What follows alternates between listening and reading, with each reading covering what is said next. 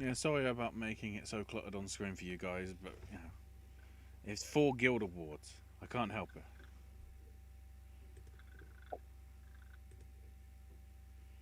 it. Brian, if you only knew. So, welcome.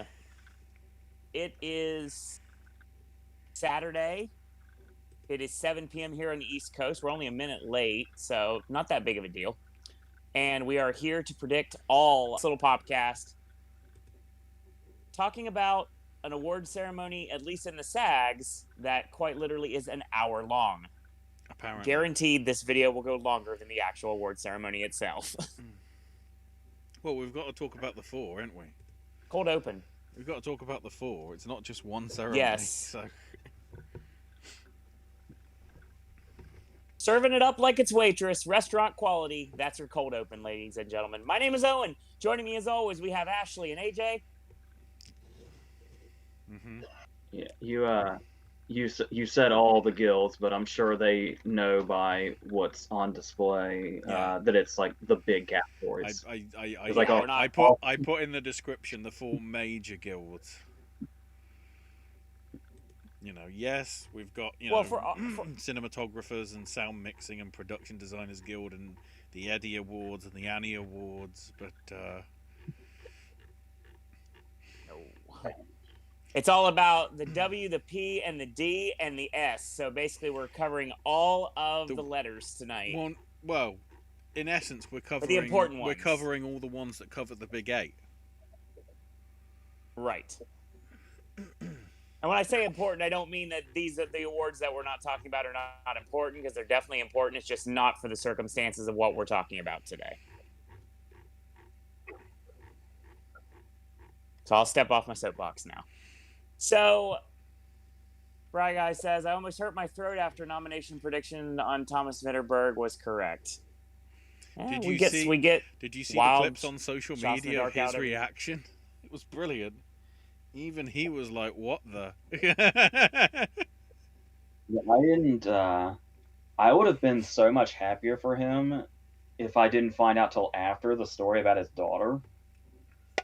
So that's like all the more triumphant. I'm going to have to look that one up. So yeah, we've got a lot to talk about tonight, but we don't at the same time. We're going to try to predict the Producers Guild, the Writers Guild, the Directors Guild, and the Screen Actors Guild tonight. Because it came up in the news this week, and because we'll probably all forget by next week, are we going to bring up how the Oscars are risking it? I have no idea what you're talking about, obviously. The Oscars is in person only. There will be no Zoom or online stuff. So very nice. So expect a cardboard cut out of Anthony Hopkins then. That's all. Because isn't it just nominees, presenters, and like their +1 basically? Yeah. The irony of someone who basically lived his biggest role behind plexiglass not showing up to an award ceremony. Well, I would say... I'm trying to work out now whether you're referring to Pope Benedict or Hannibal Lecter. Because of the Pope-mobile. Didn't even think about that. I try to forget that the 2 popes exist. I'm sorry.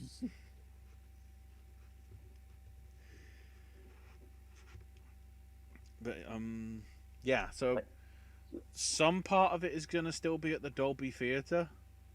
Whether that'll be... We already talked about this last week. It's literally Dolby Theatre and the Union Station. It's 2 different locations. Whether it's the Dolby Theatre for the presenters and the host, because there'll have to be somebody that sort of introduces the thing, even though there won't be a probable direct host.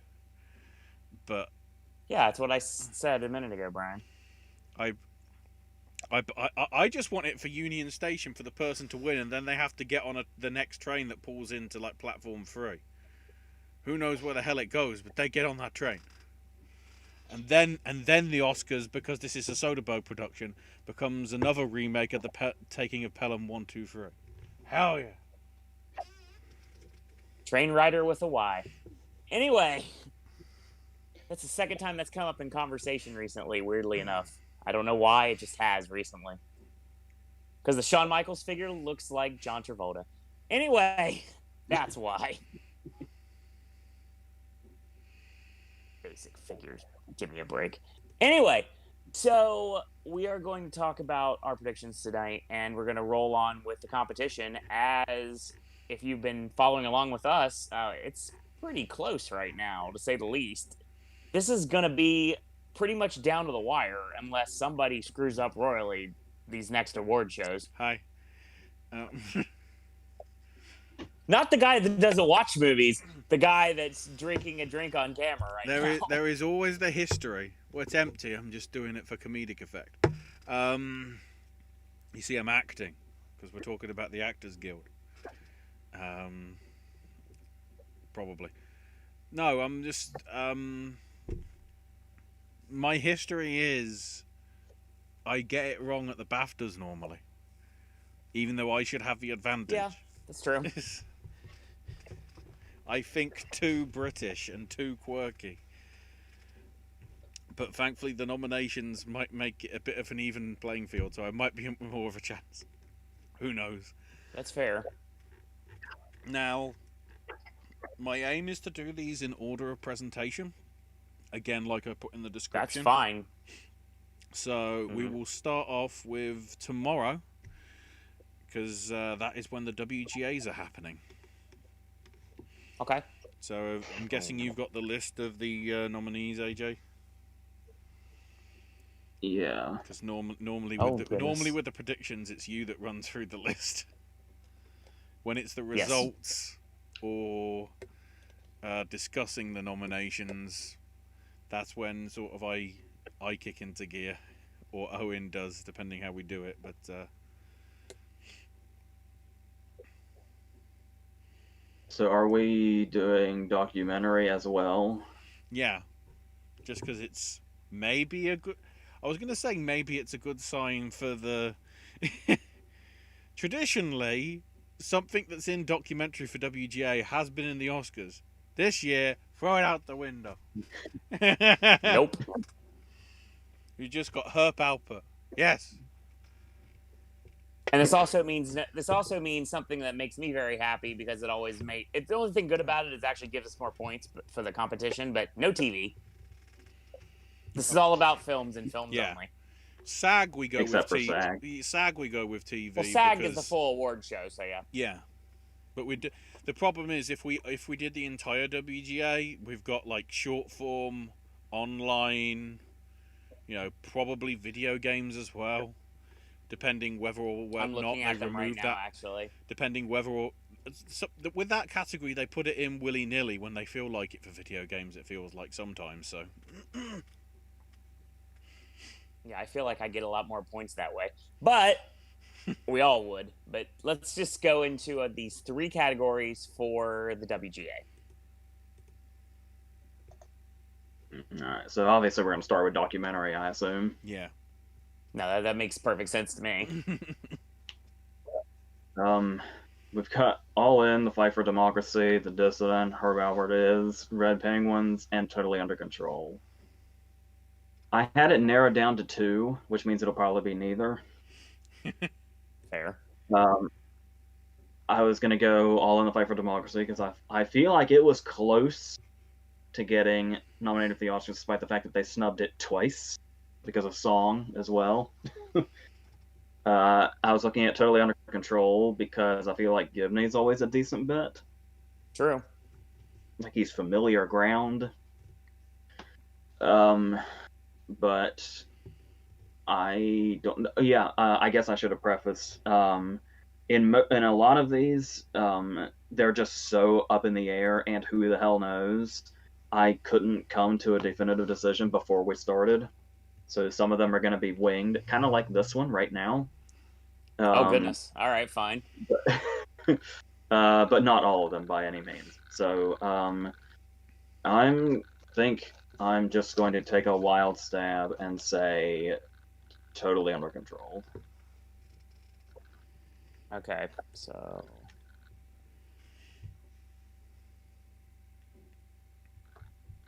go ahead, Ashley.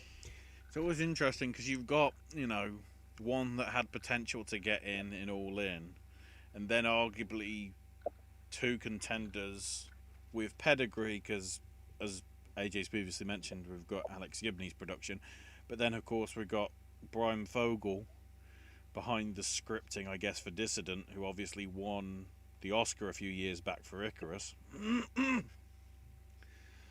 So, of course I went with Herb Alpert because it's Herb Alpert. I don't care about winning this one, it's Herb Alpert. If it wins, added bonus. I really, considering I've seen it, Red Penguins is a very good one, but it's also it's always a trying to work of, obviously they're going here for the sort of scripting. Not that I'm trying to sway Right. Owen's opinion, but considering how like overly dramatic they try and make the Dissident, in terms of like, especially with the music, even though I think in terms of, I guess the problem is in some points with scripting in a documentary, how can you script like real things that happen? Case in point, Collective. I will. Can you tell I might have that as my favorite already for best documentary at the Oscars?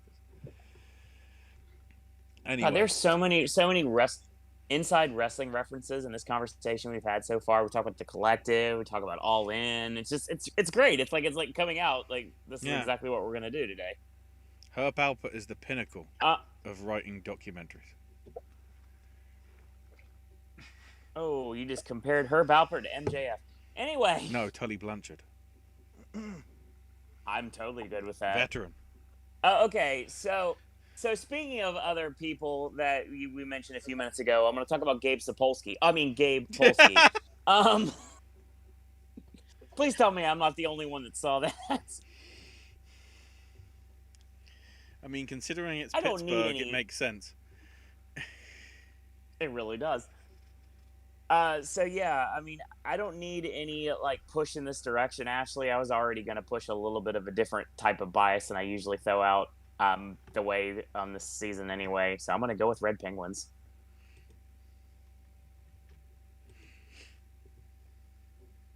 I mean, it's interesting. I was like reading his wiki page and everything, and like Gabe Polsky apparently like produced Bad Lieutenant, the Port of Call, New Orleans. Oh, sorry. So I'm totally down. I'm totally down with that. So I love the pause there when it was Bad Lieutenant. I was like, oh, Port of Call, New Orleans. Oh, the sequel. Well, it makes sense because Herzog, a documentarian, did Port of Call, New Orleans, so it's like, oh yeah, I see the connection now. Yep, that's correct. All right. Now that we all three probably botched that, shoot. Before, should we go on? We will. I'm having horrible flashbacks to, was it 2018 when WGA basically said fuck expectations and just did random shit. It happens every single year. All right. Oh, boy. Well, we have what, 2 things here that are missing from the Oscar lineup? There's honestly at this point there's an argument for 3 technically, and the White Tiger seems like it's gaining ground every day. Yeah. So anything really could be justifiable to go with in this case. Yeah, because I think. Well, our nominees are. Just looking, I think. Well, we know Zhao was ineligible. I don't know whether Hampton or Zeller was ineligible as well. I think Zeller was. The other 3 match actually. So we got 2.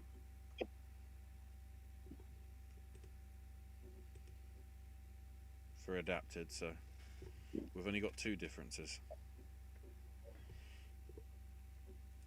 And as I was saying, we have seen in the past that they will willingly go with ones that aren't, but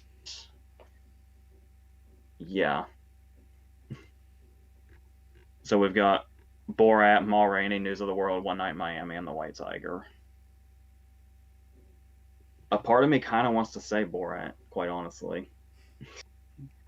It almost seems like so much of the Borat love is just voters saying, "Let's do it for shits and giggles," rather than like full on merit.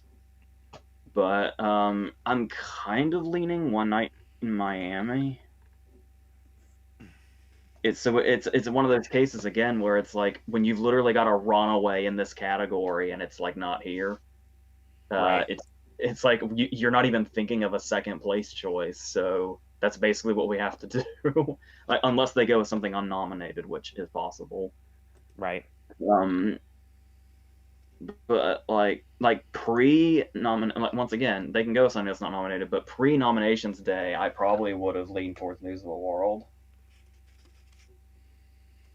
And honestly, I don't think you can rule The White Tiger out because it's obviously stronger than we anticipated. And Ma Rainey could easily be, because it seemed to get quite a bit of a reaction that Ma Rainey was snubbed. Right.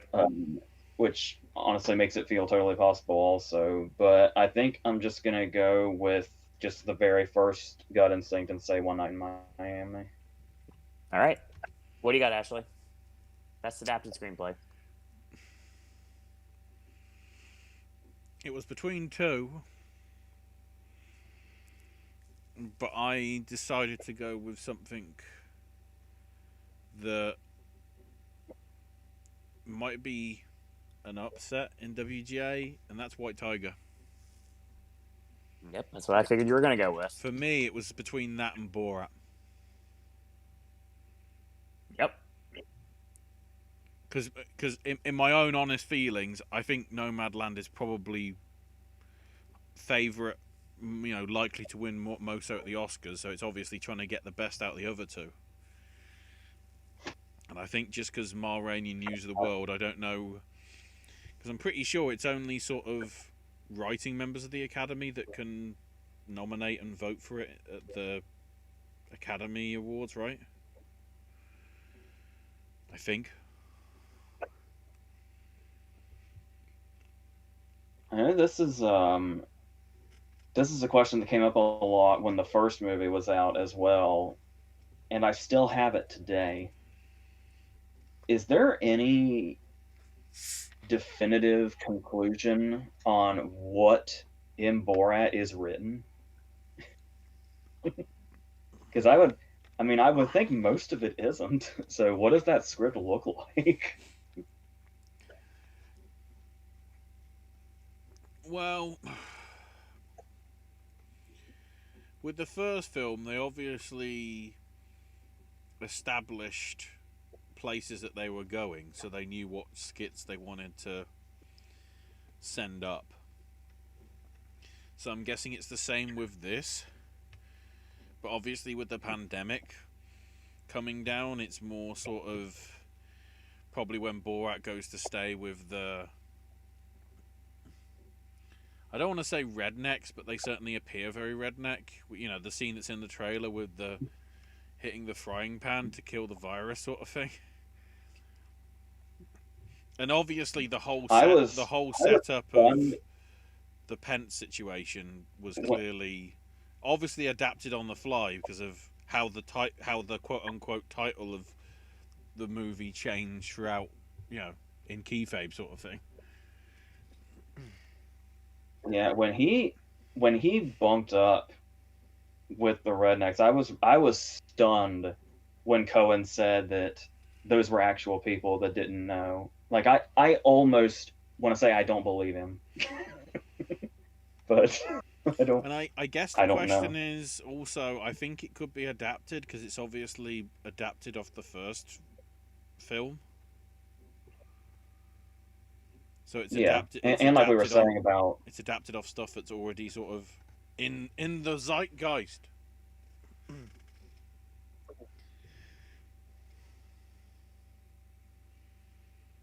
All right, can we go forward? Yeah, if you want to go ahead with yours. All right. I hate cutting people off. Well, here's the thing. It's all down to what you guys were saying, and it's the thing that jumped into my mind immediately. White Tiger is definitely a contender here, and I think that it's very possible White Tiger can win. One Night in Miami's obviously got a lot of visibility, and it feels that it's something that is very possible to win. I think News of the World is starting to took a little bit of more of a back seat when the nominations got announced, so maybe it's kind of getting out of people's minds a little bit, but we'll see what happens with that. Ma Rainey feels like it should be here, but it should be doing better, obviously, and I don't think it's going to. And that leaves me with this choice that I was thinking about making, and AJ, you have a really good point, but I gotta say right now that it's my gut instinct, and I'm going to go with it. I'm going with Borat.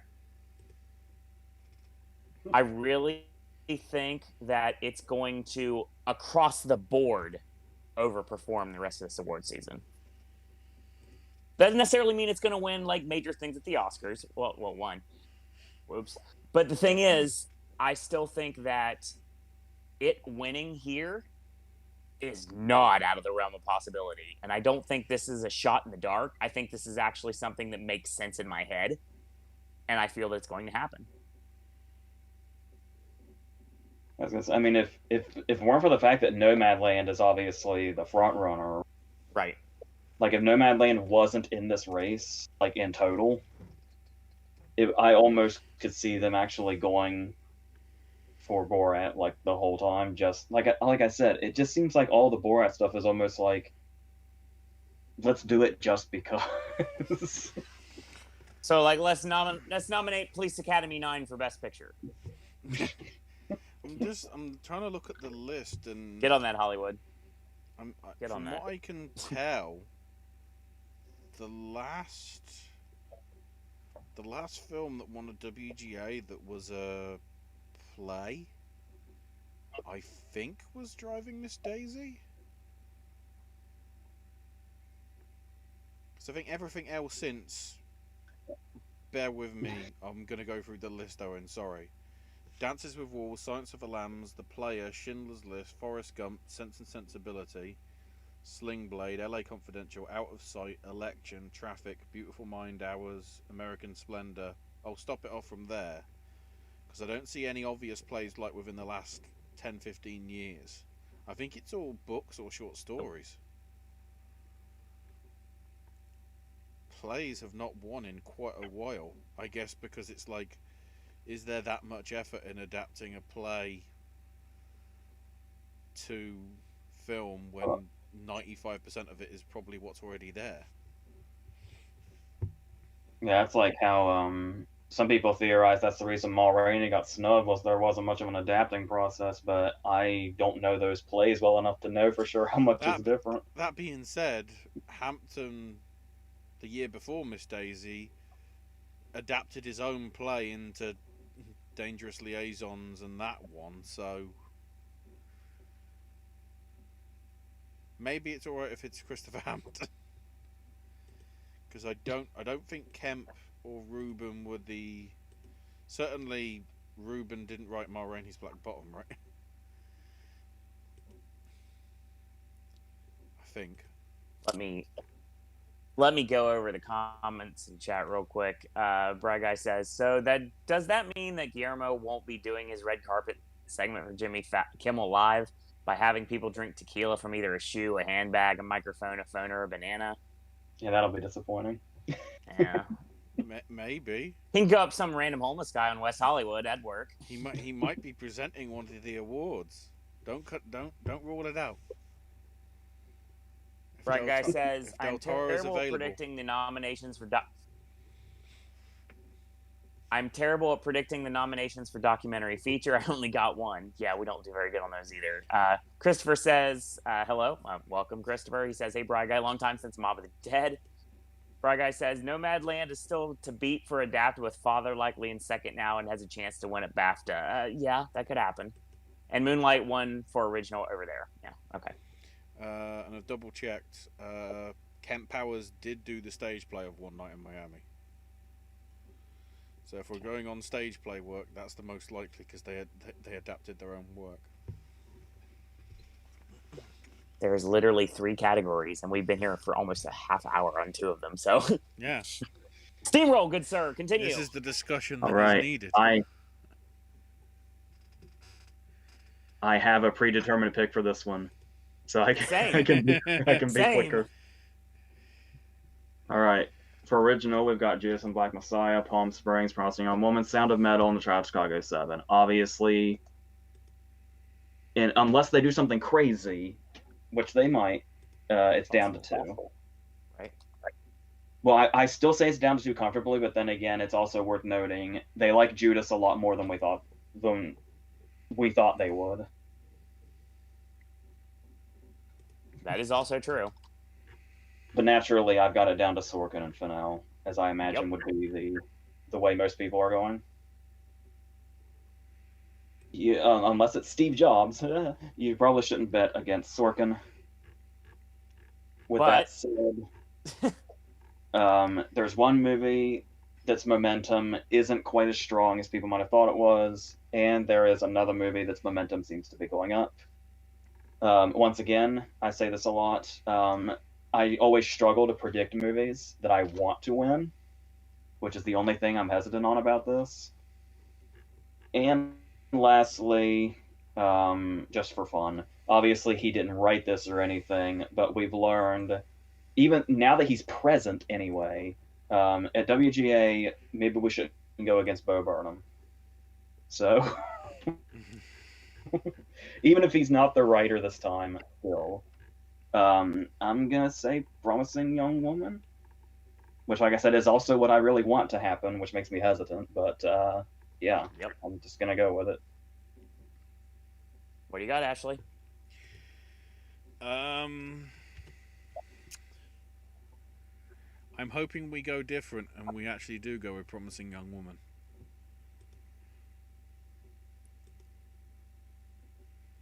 Do you really need to ask me? I mean, come on, seriously. Yeah. I mean, even Anne Frank can see, given the fact I just got out of movies, that this is what I'm predicting. But let me play devil's advocate, given the fact that obviously I've been a Carrie mark forever, so needless to say, I think I'm justified to say this. Judas is very possible. It really is. If there's something that has a really good shot to win outside of what you're expecting, Judas is definitely something you should bet on. Yeah, you don't go against Aaron Sorkin, Steve Jobs aside. I'm going to here, obviously, because I'm thinking with my heart instead of my head, but it seems like they're coinciding this year, so I'm good with that. Don't doubt Darius Martyr here either. It could be a shock out of nowhere. It could change a lot of things if that happens. I think Palm Springs is totally out of this, so that's the one thing I would say. Just don't put any money on. I would never say that at WGA. Watch it. If it happens, it's not like it matters anyway. So it's consolation prize. Thank you for Popstar, Never Stop, Never Stopping, and then send him on his merry way. But yeah, I'm not going to go with Promising Woman here. Like Brian said in chat a few minutes ago, it's something that I can actually say, and it makes sense to me. Promising Young Woman is stronger than Chicago 7 because Sorkin isn't in for director. Nomadland and Promising Young Woman are the only 2 films got an editing, directing, screenplay, and at least 1 acting nomination. Yes, exactly. Think in your mind what I'm thinking about doing, and honestly, you're probably not far from it, Brian. At this point, what I have got to lose at this point, I'm going to lose points. At least I'm going to have. It is worth noting that even if Sorkin missed director at the Oscars, which obviously is a big deal, Chicago 7 has still hit every single major guild. It has. So. But weirdly enough, I feel that of anything so far, granted we're not that far into it, we've had 2 award ceremonies so far, but it seems like Chicago 7 has underperformed so far, but this could be just the calm before the storm, when it just takes off as a SAG and then it runs away with everything. There's one thing we mentioned before when we were doing our nomination prediction video, which is when the movie is the big, important, relevant movie, it's never really mattered if it gets in director or not. One thing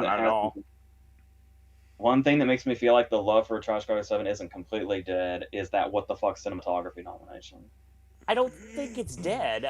I feel that it's losing ground a little bit, but that doesn't mean that it's not going to kick right back into high gear on the SAGs, honestly. And this is a very possible win as well for Sorkin, but I'm not going with it. I'm going to go with Emerald Fennell here. See, I think you can go ahead, AJ. So you can also take into account that apparently the people who vote for director at the Oscars are awesome. And so they're always taking curveballs lately, throwing curveballs lately. So that's another case of it. It's just hard to tell how much missing director really hurts you depending on what the movie is. But yeah. I've just noticed, going through the stuff that we don't talk about here, which might be a bad sign for AJ's prediction in documentary. Alex Gibney is actually nominated twice in documentary script for current events for the 2-part series he did called, what was it, Agents of Chaos? For HBO. I think I've heard of that before, actually. Didn't see it, but I've heard of it. Regarding Russian interference in the election from, 5 years ago it is now. So I'm just wondering if Gibney's more, if he's a lock with that, are they gonna give him multiple awards if it's the same people that are doing the voting? So, I mean, we'll see. Actually, what worries me is it seems like anymore the trend is if somebody's nominated twice, say fuck you both times. Well, the added problem is, of course, Gibney won last year for hang on, where does now I'm confused because it says that this year is the 73rd, but the headline, somebody formatted it wrong in Wikipedia, so it's instead of, it said 71st. I was like, what happened to the 72nd? They typed it up wrong. So yeah, last year documentary went to The Inventor, Out for Blood in Silicon Valley, the one around Elizabeth Holmes, which is getting adapted into is it the Adam McKay film with Jennifer Lawrence, I think. The one with that ridiculous cast list. No, it's the one that's like constantly in production. It has been in production for sort of years. I know it's got her attached to it. I'm just reading this. How many? Let me just. I'm just reading how many of these documentaries I've actually had to watch in seasons past of this. Yeah. All right.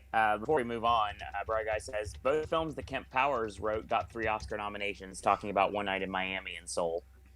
So. Next. Oh, that. Yeah, Adam McKay's Bad Blood. There we go. But that's all we know about it. That isn't even the thing with DiCaprio. Anyway, so yeah, next chronologically will be PGAs. Oh goodness. Okay. That is coming up this Wednesday, the 24th. So. Okay.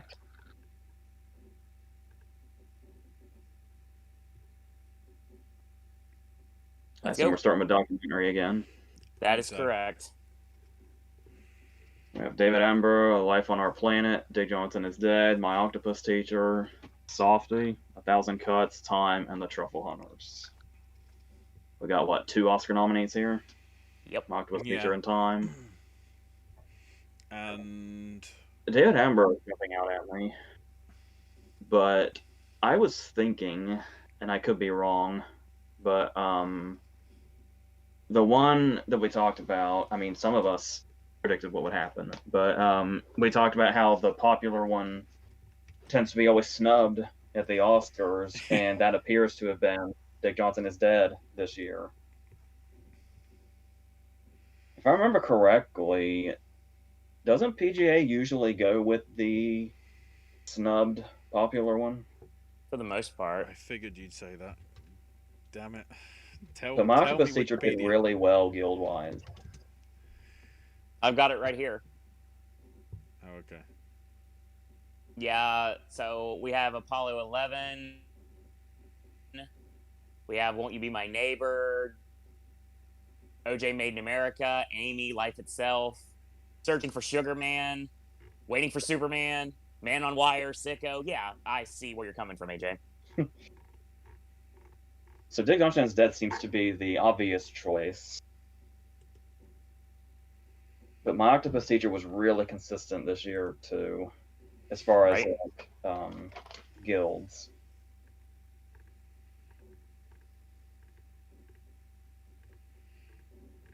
So I'm just probably going to go the safe route and say Dick Johnson Is Dead.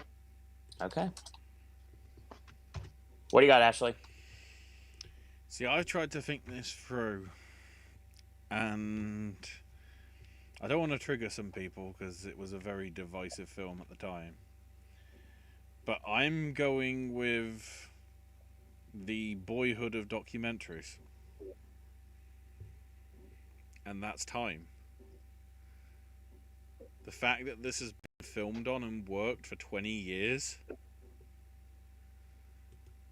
If you're going to acknowledge somebody, persevering with an interesting film with an interesting story and sticking with it for that long before them bringing a film out about it,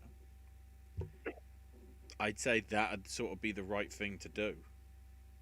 So I think, surprisingly, then again, I think the advantage you arguably have this time is, I think the PGAs were announced, a number of weeks ago, but it's normally a longer gap between the PGA announcement and the Oscar announcement, usually. So, because the fact, the announcement of the nominees was March the 8th. So, literally the week before the Oscars, which is never normally that long. So, yeah, I'm going to go with Time just on the whole 20-year aspect of making the film.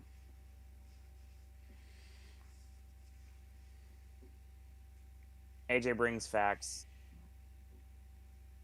Ashley brings a good point. They both could be correct. And I feel like I don't want to get burned by Dick Johnson again.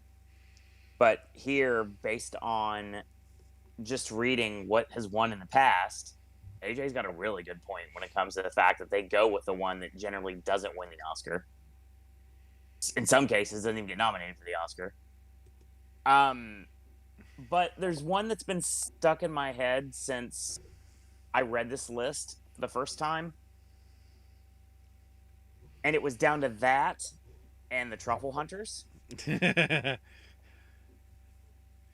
I thought that Time was an obvious answer, and I felt that that's something I could see winning. But again, it doesn't normally go completely what you're expecting to win. Of course, Truffle Hunters was the one that got some acclaim from, I can't remember which awards board it was. It might have won like a audience award at like Sundance or one of the festivals it was at.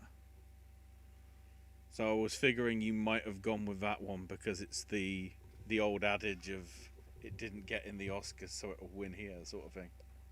But I know what's coming now. I'm going obvious here because for some reason I didn't go with it with my Oscar predictions when we were predicting the categories. So it makes sense for me to actually go for it here with the PGA. I'm going to go with my Octopus Teacher.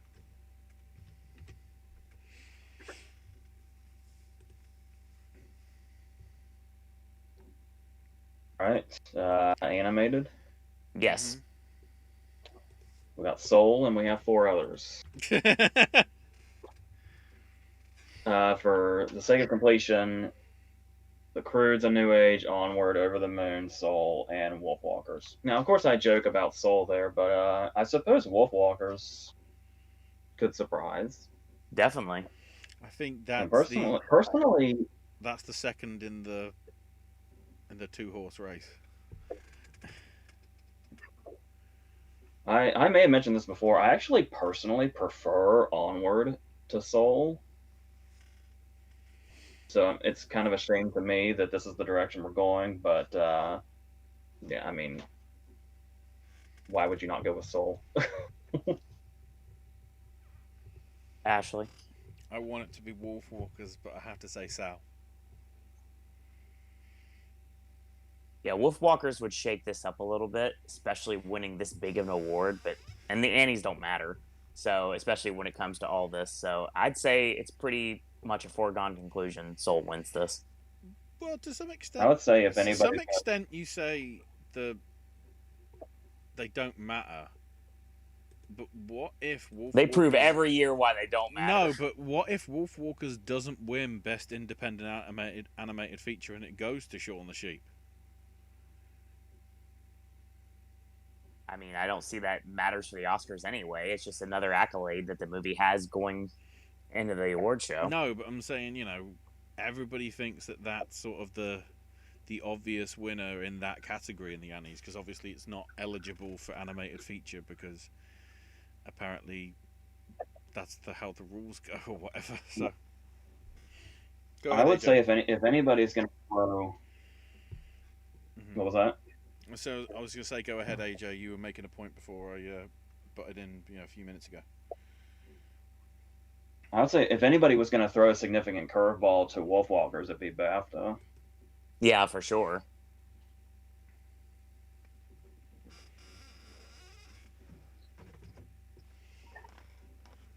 Picture time. All right. We've got Borat, Judas and the Black Messiah, Ma Rainey's Black Bottom, Mank, Minari, Nomadland, One Night in Miami, Promising Young Woman, Sound of Metal, and The Trial of Chicago 7. On paper, there's not a lot to discuss here.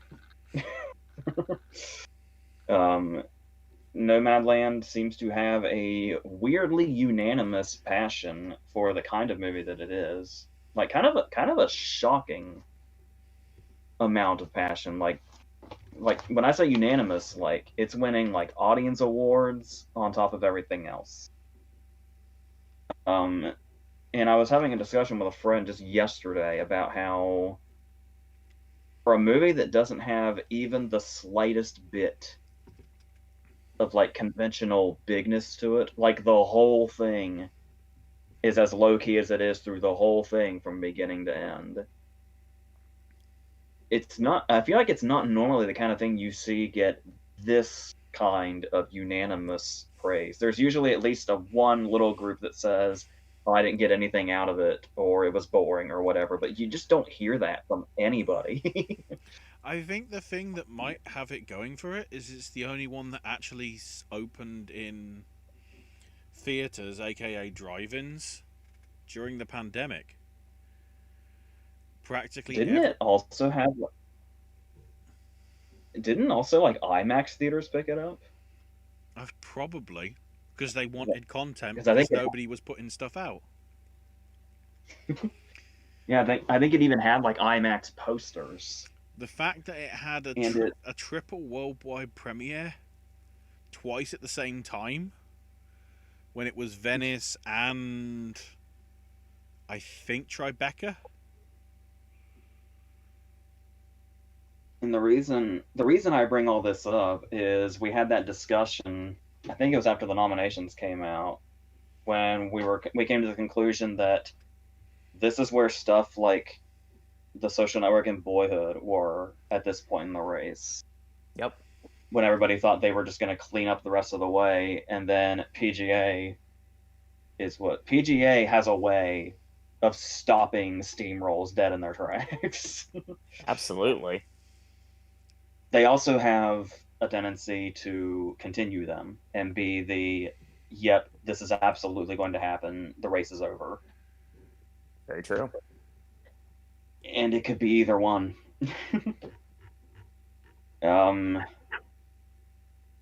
So,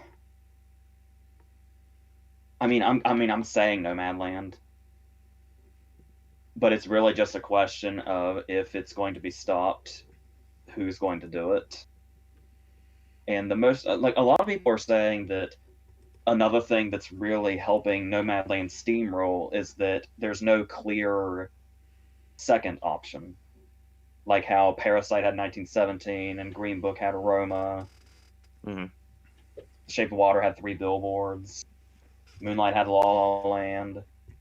Spotlight had The Revenant and The Big Short. There's always some sort of Birdman and Boyhood, 12 Years a Slave, Gravity. It's always like that. Argo was maybe the last one that didn't really have. Maybe you could argue it was Life of Pi, but Argo was just such a runaway, it's hard to even tell.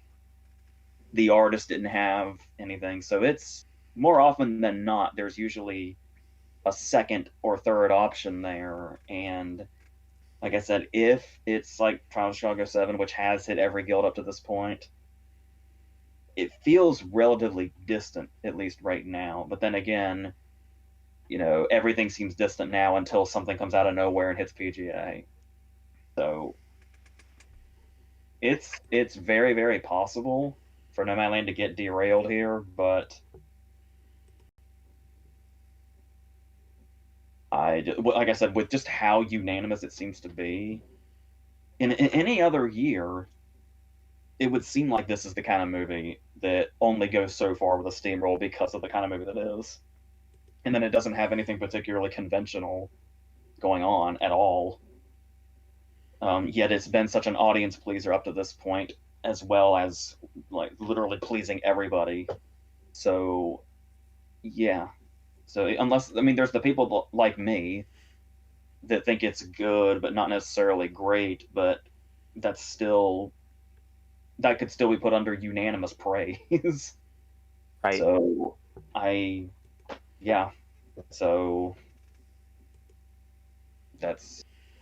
would love to see it shaken up, but Nomadland's looking really good right now, so yeah. Go ahead, Ashley. Yeah, I'm going Nomadland as well. I'd like it to be something else. I hope it is. In all honesty, I'd like to see something take it away. It's just, again, with the sort of, I had to double check. The nominees last year was like December, before the ceremony was like, I think, a week or two after the Golden Globes. Whereas because of everything having to be spaced out like it is, there's a bigger gap, or there's less of a gap now with Oscars, and you never really had the sort of the PGA's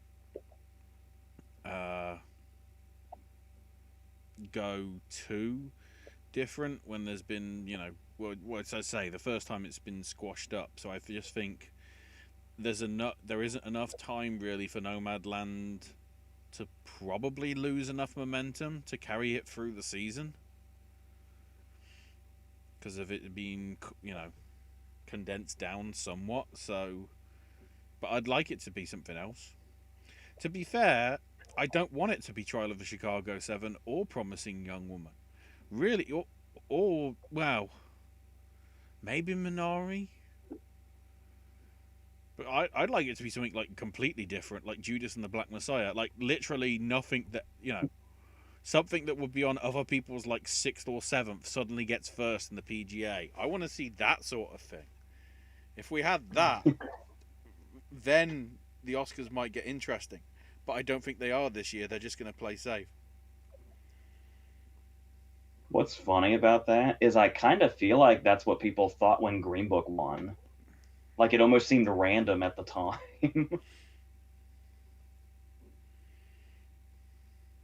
And to be fair, it always is. It's up there as one of the great anomalies. It's like, how? Also, I want the PGA to piss off China some more. Nomadland. Our guy says Wolf Walkers is more likely at BAFTA because it's made in Ireland. Mm-hmm. And Top Hat, welcome. I was going to say Pixar is Pixar, but Klaus did win the Annie and the BAFTA. Which is weird. They didn't even go I know what I showmanship. wanted. Yeah. I figured this was coming from Owen. I know what I want to do here. I really do. And I know that this is the year that we're going to give Best Director to a female director. I've not seen Nomadland. I'm working on it. I have access to it. I will be watching it most likely Friday if everything lines up like I want it to. We have a movie, has extreme visibility, doing very well for itself, with a top acting performance that's got a really good shot at winning SAG, has an editing nomination, has a directing nomination, and a picture nomination. And I'm not talking about Nomadland. But I can't do it. I want to. I think last year I did this with Once Upon a Time in Hollywood as well. Because they gave it to 1917 for some stupid reason. The thing is, I don't hate the movie. I don't understand what the praise about it is. But that's just, you know that from last season if you watched along. I don't really hate anything that's nominated that I've, except for a couple things here. We'll talk about that again in other years. 1917 only won last year because of the might that is Roger Deakins. That's it. I was bored by that movie the times I watched it, and I will never not be. Here's the thing. Nomadland clearly has a path to the top. We get that. We understand. Trial of the Chicago 7. It seems like something that, like AJ mentioned before, at least on the phone call we had earlier today, it's got everything. It's not really won much, but it's got everything, which is extreme visibility. And a great spokesman in Sacha Baron Cohen who keeps pushing it along.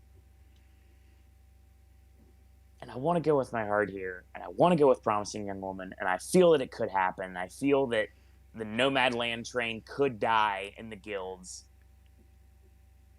but I can't. I've been burned by too many movies in the past. And Emerald Fennell should win this without question. But Nomadland. Oh, for a minute I thought you were going to say Prove Mank. me wrong. For a minute I thought you were going to say Mank.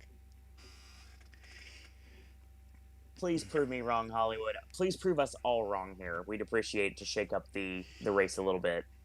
Now, if it's midnight on the East Coast and I see that, like, Judas and the Black Messiah has won PGA, I'll be like, well, this race is going to get different now.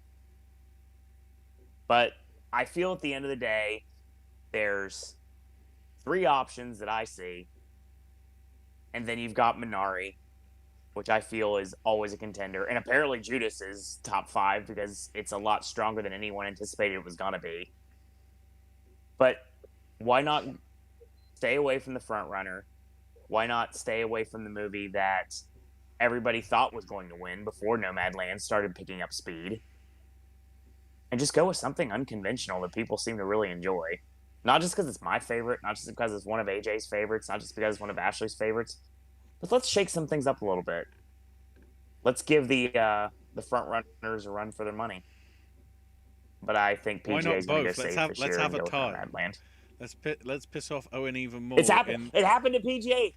I know. Happened at PGA before. So I know. It could happen again. What I'm saying is, hopefully, it pisses you off. One, because there's a tie, but then, like, reversely, Promising Young Woman benefits from the tie or something. So you'll be like, I don't like this, but I'm counting it. Yes. Now, like, if we go back to 2000, oh god, yes, talking about things that I will count regardless. La La Land won PGA too. Here's the thing: 12 Years a Slave and Gravity shared in 2013, so it's not impossible to have a tie here. Let's say we do have a tie. We do go with Nomadland, but we also go with Promising Young Woman. So I'm just then the race gets interesting. I'm looking at the history of this PGA award.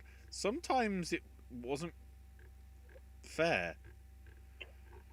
Like in 89, 90, and 95, there was only one film nominated. There wasn't even like a competitive list. Apollo 13, Driving Miss Daisy, and Dances with Wolves in not that order.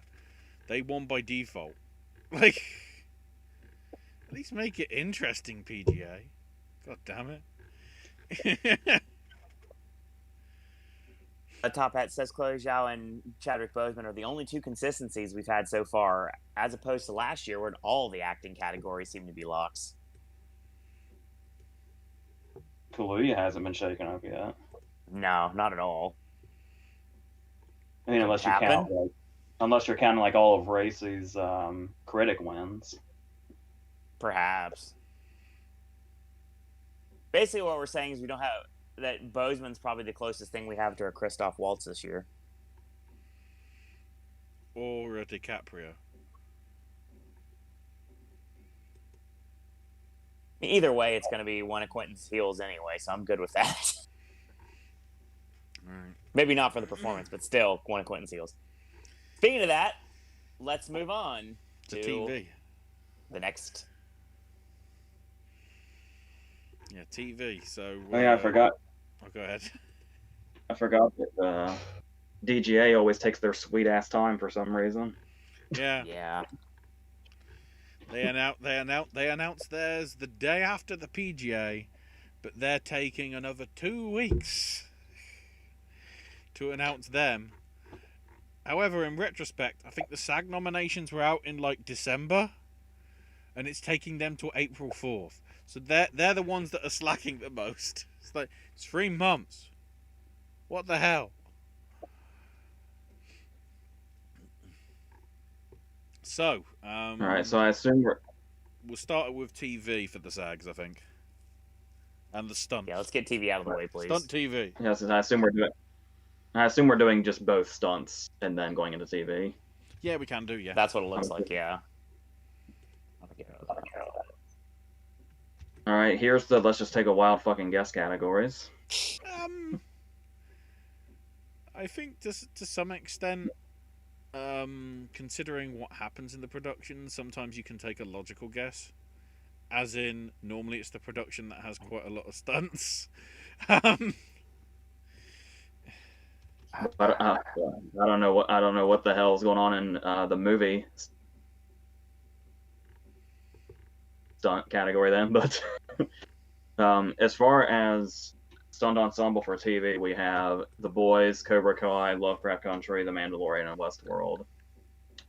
Unless I'm naive to something, I've got it narrowed down to The Boys and The Mandalorian. And I'm kind of just leaning towards The Mandalorian, but I kind of want to say The Boys, but maybe I should just go with the first option that came to me and just stick with The Mandalorian.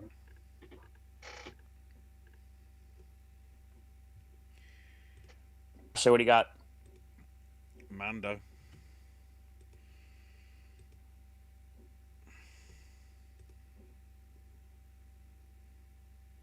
Well, I mean, I went biased with my Red Penguins earlier. Might as well complete that bias and go back with the Mandalorian here. But I stress this immediately. Do not doubt Lovecraft Country here. It was my second possible choice when it came to the predictions. But yeah. The really depressing thing, looking at the list, Game of Thrones never lost. The only time it didn't win, chronologically, was 2018 because there wasn't a series that year. Glow won that year instead. Against... Yeah, I saw that. Arguably more high-profile physical stunt stuff like Daredevil and Jack Ryan and Walking Dead. And Westworld to some extent, so... But yeah. The only other things that have won, either multiple times or just once, are 24, Heroes, and True Blood. That's it. So at least it's something different. We're going to have a first-time winner. And it sticks with the normalcy of the fact that I have not seen any of these nominees.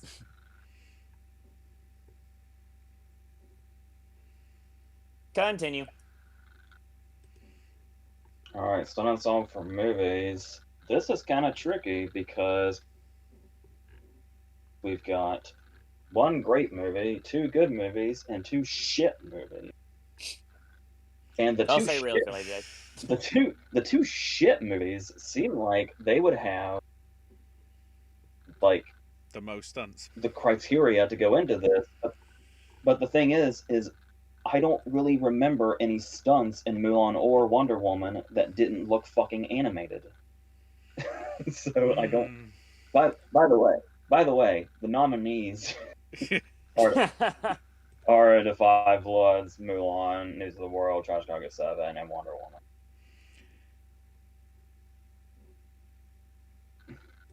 I mean, I just have a feeling it's going to be one of the shit movies, right? But it could be. I mean, but I don't. looking over the history of this category, previous winners are Avengers Endgame, Black Panther, Wonder Woman, Hacksaw Ridge, Mad Max Fury Road, Unbroken, Lone Survivor, Skyfall, Potter and the Deathly Hallows Part 2, Inception, Star Trek, Dark Knight, and Bourne Ultimatum. So in all but, 2 cases, it's been a big summer blockbuster style film that's won. I'm glad you added style there, just to clarify. Well, because obviously Black Panther came out in February. It wasn't a summer blockbuster. I was thinking of like box office performance, but yeah, that too. Yeah, okay, so with Game of Thrones, it's clear they don't mind being redundant, and they went with the first one, so I'll just say Wonder Woman. Okay. What do you got, Ashley? Yeah, I think I'm probably going to say that they're going to go with Wonder Woman as well. Watch it be Mulan, and then China gets really upset. Because it wasn't why it worked. Yeah, I've lost track now if it's a good or a bad thing if some of these win. Top Hat says, yes, stunt-heavy film Chicago 7 when Sacha Baron Cohen backflipped off the building to escape the nuclear explosion. Goosebumps. Keep in mind, 2 years ago, you had Mission Impossible Fallout. You had Black Panther, which won. You had Avengers Infinity War. You had Ant-Man and the Wasp. And you had The Ballad of Buster Scruggs. So it is known for why the shit is that in there to be in this category. Bry Guy says, I think the favorite part of your guys' reaction video to the nominations, AJ says, oh no, when Mulan gets in for visual effects.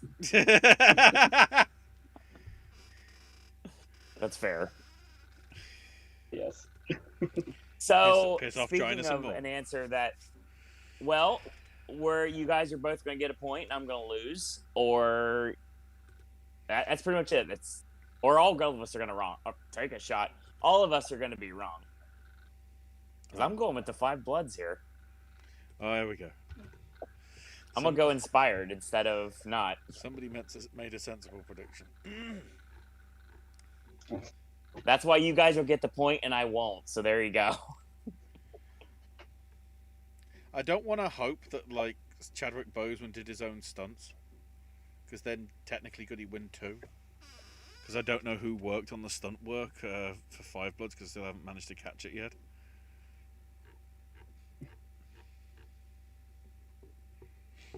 Next. Let's go to TV and knock this out. All right, obviously, I think we're going to start with the miniseries stuff next. Yeah. Okay. I find it. And it's TV movie in one case? So, for actress in a miniseries, we have Cate Blanchett for Miss America, Michaela Cole for I May Destroy You, Nicole Kidman for The Undoing, Anya Taylor-Joy for The Queen's Gambit, and Kerry Washington for Little Fires Everywhere. As we've seen, even if something is sweeping the TV category, SAG likes to throw curveballs sometimes. The first thing that comes to mind is Sam Rockwell last year. lost every damn thing, and then they're like, all right, let's give it to Rockwell now. Word has it, Jarrell Jerome is still sitting at that table pissed off. Funny. I mean, I don't, as I've been saying, I just am not ever comfortable betting against Anya Taylor-Joy in the Queen's Gambit. Everybody keeps expecting them to throw a curveball to Michaela Cole. If it was going to happen, it would probably be here. But I can't. I'd feel dumb if I strayed away from the Anya Taylor-Joy thing, so I'm not going to do that. So I'm saying Anya Taylor-Joy. What do you got, Ashley? I made a last-minute change. Are you gonna do what I think you're gonna do? Because I want some bloody vindication for Michaela. Please. If anybody's gonna recognise it, it's actors. Hopefully. That is a fair point. I'm keeping up here. Also, What do we got? I know they aren't supposed to vote this way, but the fact that she wrote her own material that she performed as well, whether that will give her sort of an edge that, might be, that I'm desperately clinging on to, because I just don't want, because Anya Taylor-Joy's probably got herself sorted. She'll be in God knows how much Hollywood stuff. Michaela Cole should be, but they probably won't, because they've already got their English woman probably in Symphony of Arrivo, because I still think that's how Hollywood works. You're only allowed so many British black women in the loop.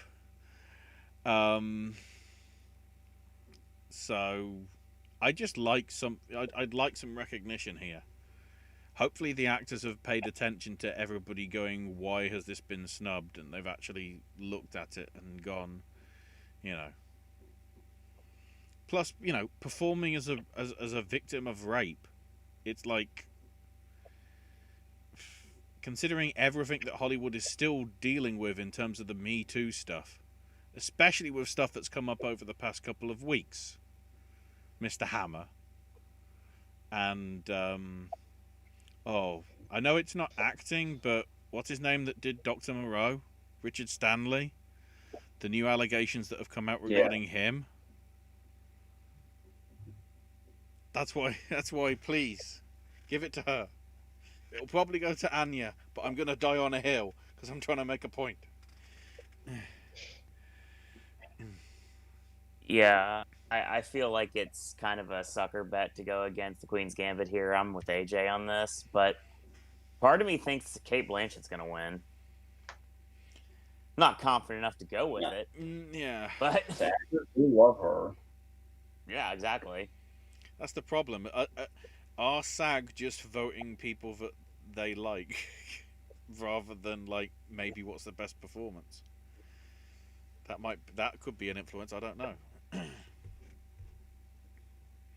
So yeah, I think I'm just gonna not try to go against anything crazy and just go with Anya Taylor-Joy here for the Queen's Gambit. All right, we can actually say the full title this time: actor in a TV movie or limited series. We have Bill Camp for The Queen's Gambit, Daveed Diggs for Hamilton, Hugh Grant for The Undoing, Ethan Hawke for The Good Lord Bird, and Mark Ruffalo for I Know This Much Is True. I didn't have this one picked predetermined, but while you guys were talking about actress, I think I made the decision to take a Hail Mary shot on this. I think I know where this is headed. Obviously, Ruffalo has been sweeping so far. Mm-hmm. I would sell my soul to the devil for Daveed Diggs to take this. That's fair. And we've been waiting for Hugh Grant to get something. But with just the performance that it is, and the respect that he has, I kind of want to say Ethan Hawke. I figured you're going that route. And he's in The Good Lord Bird, so I'm still kind of going with Daveed Diggs, just indirectly. Nice. So, yeah, if Daveed Diggs wins, Ashley, you will be able to hear me without any form of internet communication. I mean, But probably because I know over here, because that'll be Easter Sunday.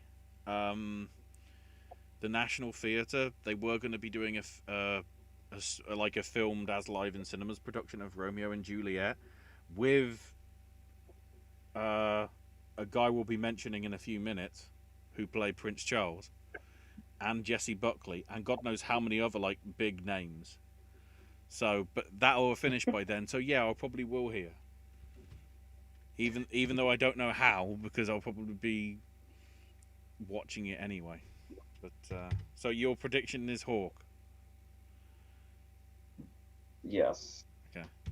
And I feel like this is, I mean, I've mentioned it before, but I just wanted to mention this since Owen brought it up. Oh, and you said earlier that Promising Young Woman is one of my favorite movies of the year. Yes. Promising Young Woman is my favorite movie of the year if you don't count Hamilton. And a lot of that. I love Miranda. I love Leslie Odom Jr. I love Philippa Sue especially, but a huge reason I love Hamilton that much is Daveed Diggs. So I would love to see that, but yeah. Ashley, where are you going? It's SAG. I think this is where they vote for who they like. And the most likable out of that list is Columbo. Ruffalo. Mainly because I just want I want HBO to somehow get the rights to Columbo, and I want a Mark Ruffalo Columbo. Hey, it's working with Perry Mason. Do it, you cowards. One more thing.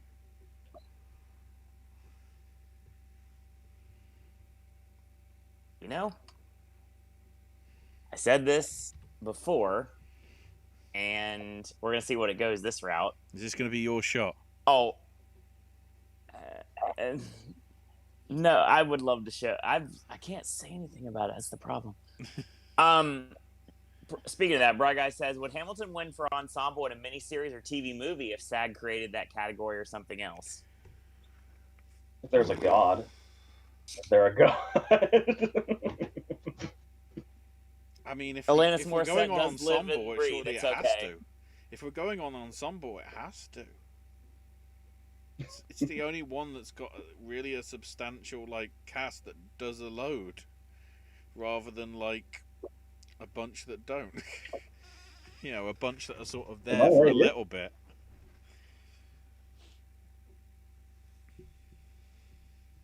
And Top Hat wants to predict Maria Bakalova for every award show. Let's let it be known right now.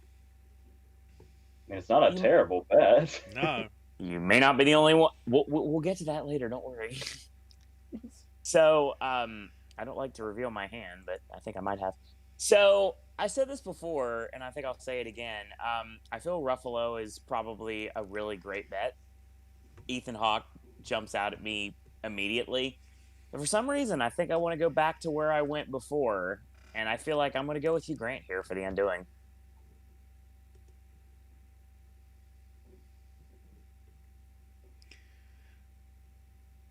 I don't really have an explanation. We can move on now. my only question is, because I've bought it and I haven't yet seen it, is Hugh Grant being Hugh Grant, or is he actually American accenting it up?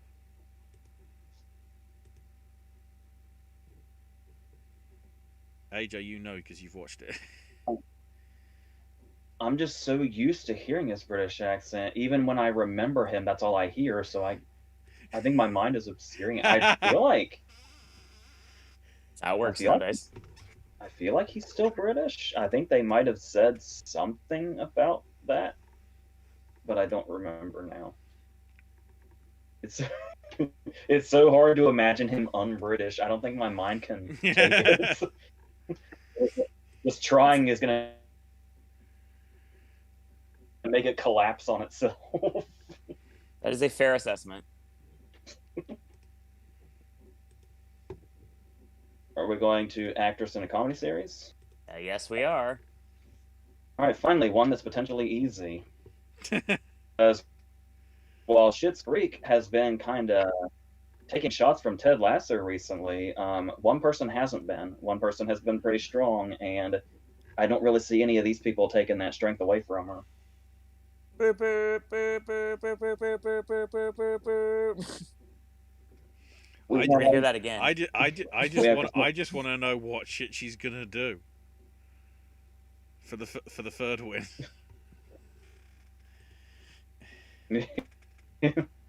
AJ, you'll appreciate this when I say this, and you'll get it immediately. You remember in the late shift when they were talking about why Leno, why he was so good, and everybody thought that he was good for what he was doing. It's like, well, I want to see what he does next. And that's exactly what we do with Catherine O'Hara here. That line actually takes me back to Private Parts, but it's the same thing. Yeah. Same here. So we got Christina Applegate and Linda Cardellini for Dead to Me, Kaylee Cuoco for The Flight Attendant, and Annie Murphy and Catherine O'Hara for Schitt's Creek. I'll be curious if anybody bets against Catherine O'Hara. And for what reason? It's because I saw someone literally wearing a Schitt's Creek shirt when I was walking through the park the other day, so I feel like it's kismet.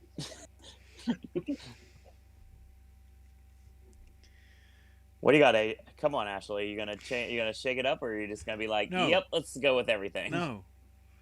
Let's do the sweep. It's the last one, at least for us. In fact, I don't know whether it's the last one at all for Schitt's Creek, because I don't know what other. Because obviously it's already had its Emmys farewell, so I think this is the last one. So, yeah.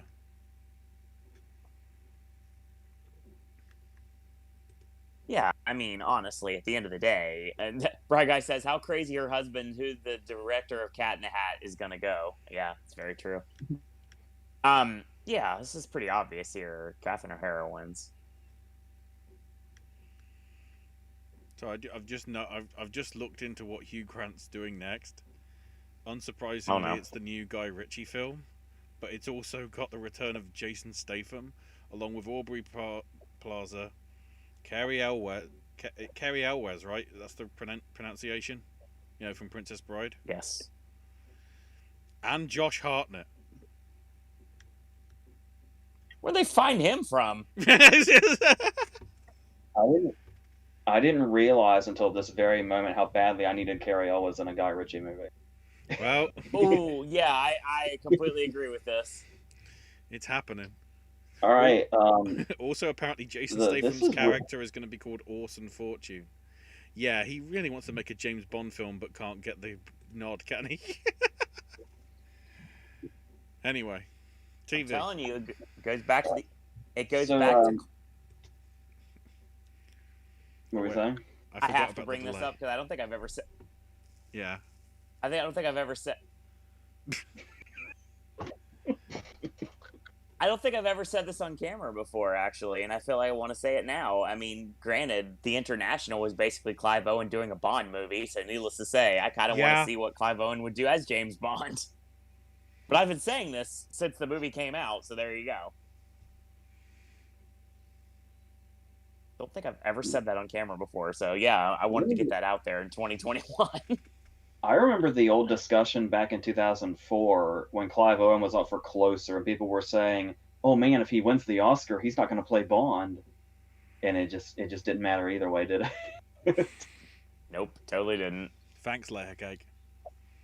Somehow related to Guy Ritchie as well, So, because it's Matthew Vaughn. Yes. So, this category has gotten significantly more interesting as the season has gone on.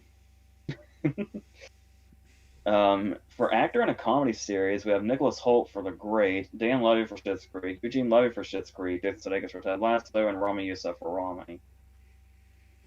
I feel like this started off as Eugene Levy versus Dan Levy, then evolved into Eugene Levy versus Jason Sudeikis, and has now evolved into Jason Sudeikis versus Dan Levy. Yeah, I can see that. I still think it's a 3-horse race. Sorry, Rami and Nick. Yeah, I don't think Levy Sr. is out of this. No. To the point that this is another one I have not marked yet because I don't fucking know. Hang on, let's go I to only- the history of this category to see if Eugene's also won Most- previous years. Oh, cool. Oh dear God. I don't think he has. No, last year was. Oh yeah, the last 2 years was the Tony Shalhoub Maisel loving. Ooh. Yeah, because I don't remember Schitt's Creek being this much into the award Yeah. season until this season. It's never been nominated. It's nowhere to be found at It's all. never been nominated. Never been nominated. Oh, right. I've just changed my pick. So it's so the thing that's so wild about this is that whole thing about they love shows that are ending and they love shows that are starting, and the two that are against each other are both of those things. This is correct. But I feel like SAG really likes to go for stuff. Like they're not as keen on the go for the show that's just starting thing. They like to repeat wins a lot. Right. And while none of these would be a repeat win, it makes me want to go for the show that isn't just starting. So I feel like I've got it down to the levies, despite how well Sudeikis has been doing. Yep. Because like we were saying, at SAG, we always kind of see those curveballs after we get something that seems consistent. True. It's just a matter of which one. And honestly, even despite his losing streak to Sudeikis, I think I want to come back to Eugene Levy, actually. Because once again, when it's actors voting, and these are people that have, like, worked with Eugene Levy for decades. Right. Yeah, he's the only one here that's been around for decades. Everybody else is, like, fairly new by comparison. So I think I'm going to say Eugene Levy. All right. What do you got, Ashley? I completely, I wouldn't say forgot. I completely was unaware that this category was won by Robert Downey Jr. for Ally McBeal 20 years ago. Yeah. I didn't even know he was in that. I thought that was the period where nothing happened and it only suddenly started again at Kiss Kiss Bang Bang. I was going to say Sudeikis, but I've got to go with Eugene. What did you say, AJ? Because I was paying too much attention. I was getting distracted by Downey Jr., damn it. I also said Eugene Levy. Okay. Owen? Trust me, it was Again, Sudeikis. It was Sudeikis for me. Sorry, it was Sudeikis for me. But as soon as I found out he never won anything, shit, I'm changing it. Owen. Yeah, I mean, come on. I've said this all season. I'll say it again. It's my dad, obviously. I've been a fan since SCTV. Obviously, I've been a fan of all his Chris Guest work. Everything he's ever done, I've been a huge supporter of. Even the stuff he's done with Epcot. I feels like it's has to be the way in this case, and I'm going to go with it. Yeah, Eugene Levy, of course. Plus, Watch us be wrong, but I mean, that's what we're going with. Plus, Ted Lasso's got at least one more series, I'd say. Maybe two, if season 2 isn't a failure, because they've commissioned it for free. So... Let us also not forget that Eugene Levy is the man responsible for selling the family trust to Clark Griswold. This is absolutely correct. All right, so I feel like now that we've made the decisions we've made, this one is easier than it might have seemed. But like I said, it's just a matter of what direction they want to go. Yeah. Okay, go ahead. So for Ensemble and a comedy series, we have Dead to Me, The Flight Attendant, The Great, Schitt's Creek, and Ted Lasso.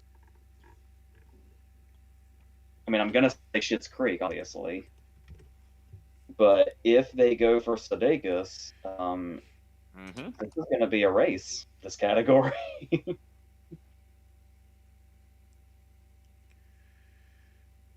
Ashley, what do you got? To be fair, I'd probably consider it more of a race if it was like Critics' Choice and more than Sudeikis actually got in consideration for nomination and or wins, obviously, in the case of the Critics' Choice. So I'm gonna stick with Schitt's Creek because again, the scale of the cast that's already there.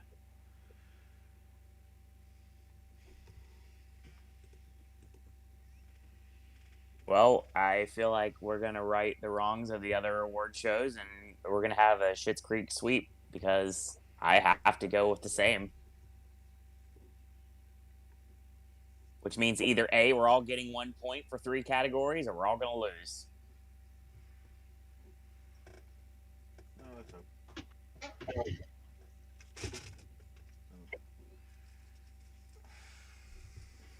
All right, is it time for the Crown Awards? The question is, what direction are we going? But yes. We're going the Mads Mikkelsen direction. The Crown. I said it. I've said it the last couple of videos, and I'm going to say it again. That Mads Mikkelsen thing will never not be funny. Yeah. I've got to milk. All right. I've got to milk the shit out of it because I'll forget it in 12 months' time, and it's the last time we can do anything referencing the Crown, unless Olivia Colman wins for the father. All right, let's go to the mindfuck category that is actress in a drama series. Ooh. We have Gillian Anderson, Olivia Colman, and Emma Corrin all for The Crown, and Julia Garner and Laura Linney for Ozark. Is there other movies and television shows that exist? Seriously? Slightly. Not today. No, not in this category either. So Netflix wins. the mindfuckery Yeah. of this whole thing. The mindfuckery of this whole thing is it Gillian Anderson or Emma Corrin? Yes. Yep. Do they I go don't have with a Lady thing to Diana, or do they go with Maggie? Which one basically eats up enough of the scenery? Who hammed it the most? I was gonna say, does anybody want to cop out and predict a tie by any chance? 3-way tie. The Crown wins. Credits. I mean, I feel like Gillian Anderson would have more backing because she's more likely to be like friendly with the voters because she's been around a while. That's true. But like we were saying though, Diana's all the rage right now. The added problem is, what if Anderson and Corrin split the vote, and somebody else It goes to Ozark. somebody else comes in, be it Coleman or Garner or Linney say for Ozark? If we're talking vote splitting in total, that puts Coleman in like the best place. Maybe. So I mean, I'm leaning towards no one apparently. I thought I was gonna have an answer by the time I finished that. The added problem, of course, you have is for all 3 of the Crown's actresses, it's their farewells. Because none of them are returning for 5 and 6.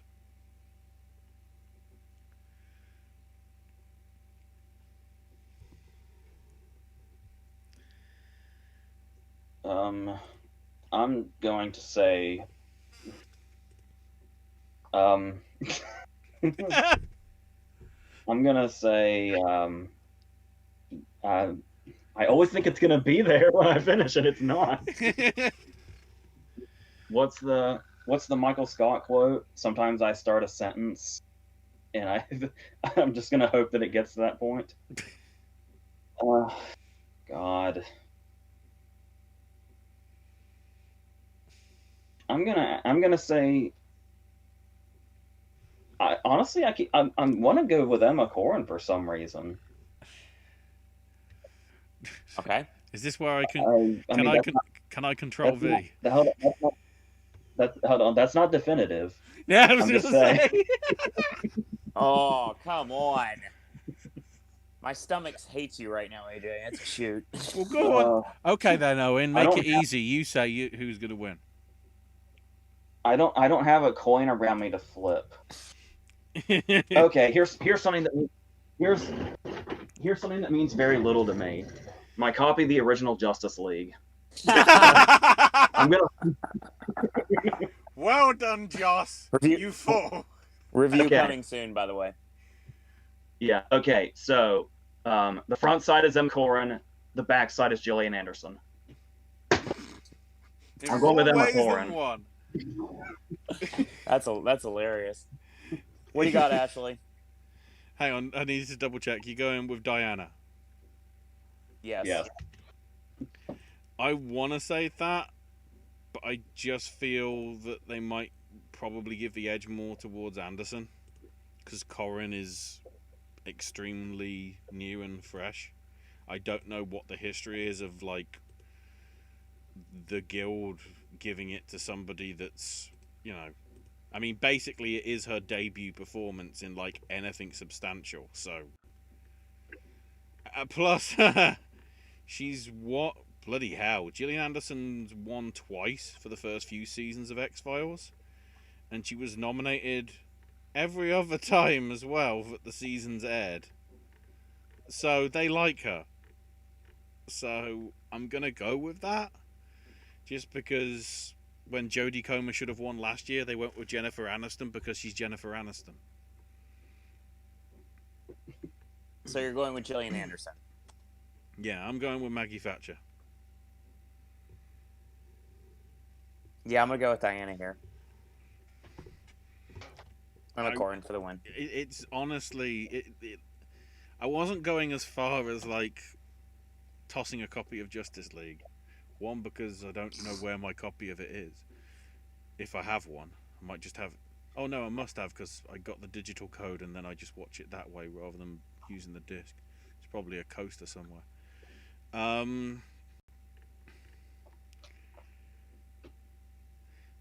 Next. Oh god, I only just realised Coleman wasn't even nominated last year. Oh, that's just a. I'm leaving that on the cliffhanger right there. Next category.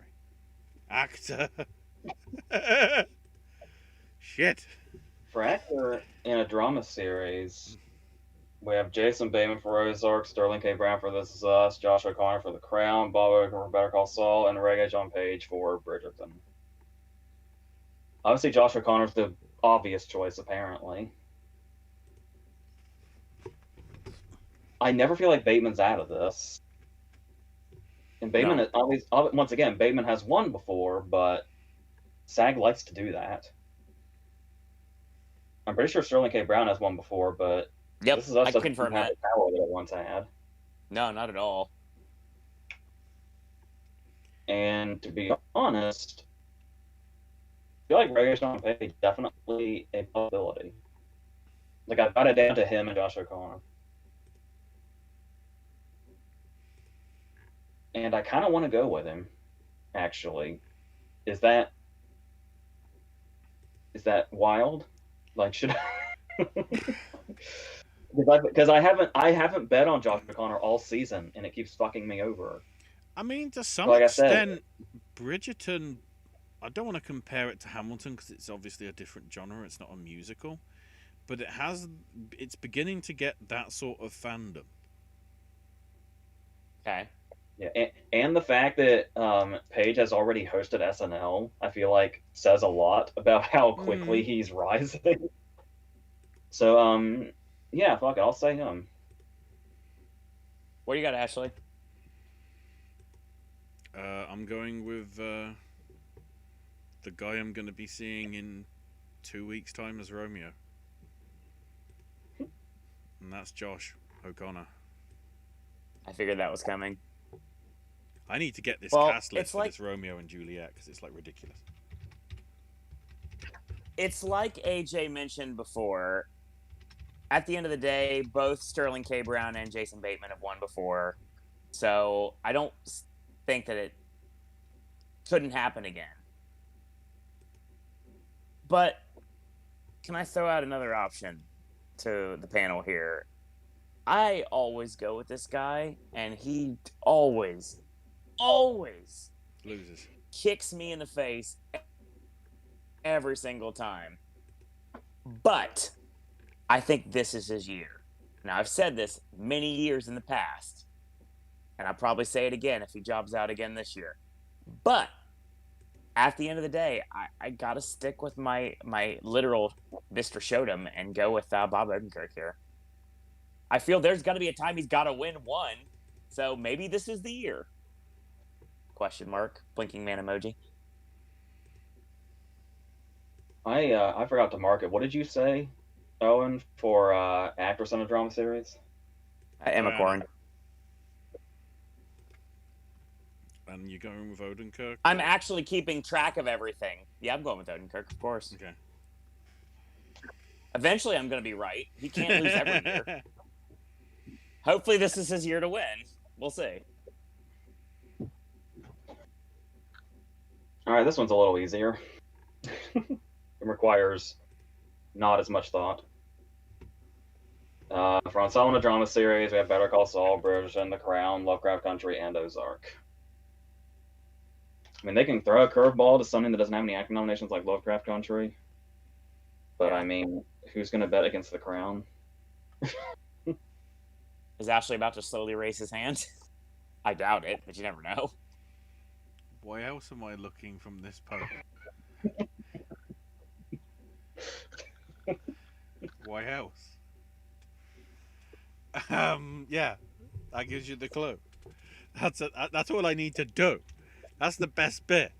When we do the review and my chair suddenly goes into this when we're talking about this, you know what it means. Yeah, I'm going for Alfred Hitchcock Presents. That's the thing that comes to my mind when someone does that.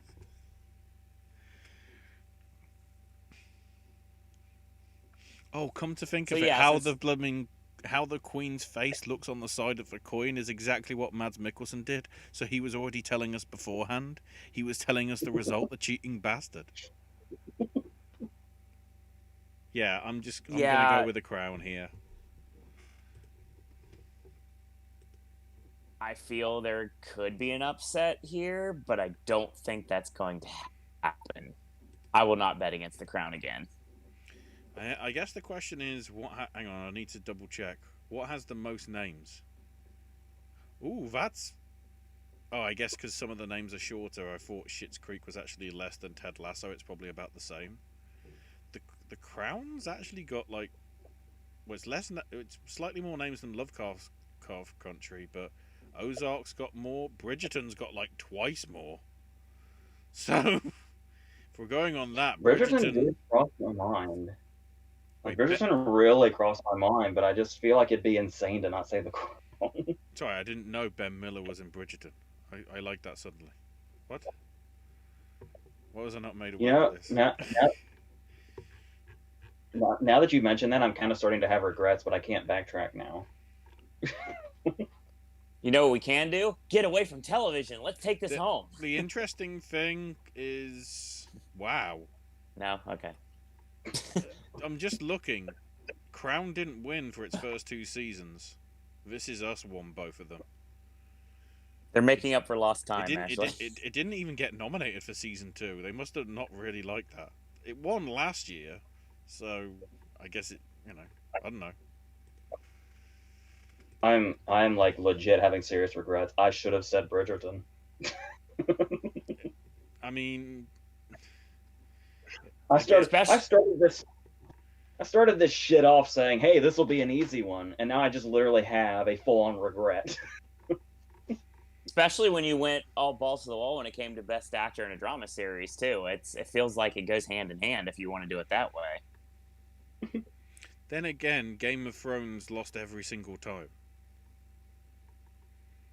Be it to Downton Abbey or Breaking Bad or Boardwalk Empire or Stranger Things. Or This Is Us, so. And last year with the Crown. All right, I think that's TV. All right, we've got 5 awards left, and then we can get into DGA. All right, supporting actress. We have Maria Bakalova for Borat, Glenn Close for Hillbilly Elegy, Olivia Colman for The Father, Gun Yu Jung for Minari, and Elena Zengel for News of the World. God, it feels like forever since we said Helena Engel's name. I think with our conversation we had earlier, AJ, I'm pretty sure I know where you're going with this. Yeah, a lot of people probably have this narrowed down to 2. A lot of people probably have this down to Bakalova and Yoon, right? Right.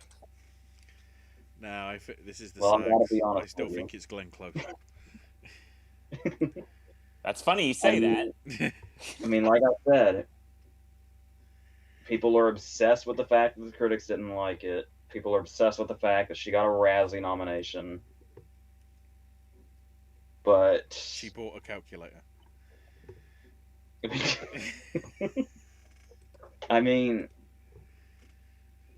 I can see this being Bakalova. I'd probably say Bakalova before I'd say Yoon, probably. But honestly, I feel if they don't give it to Close now, it's never going to happen.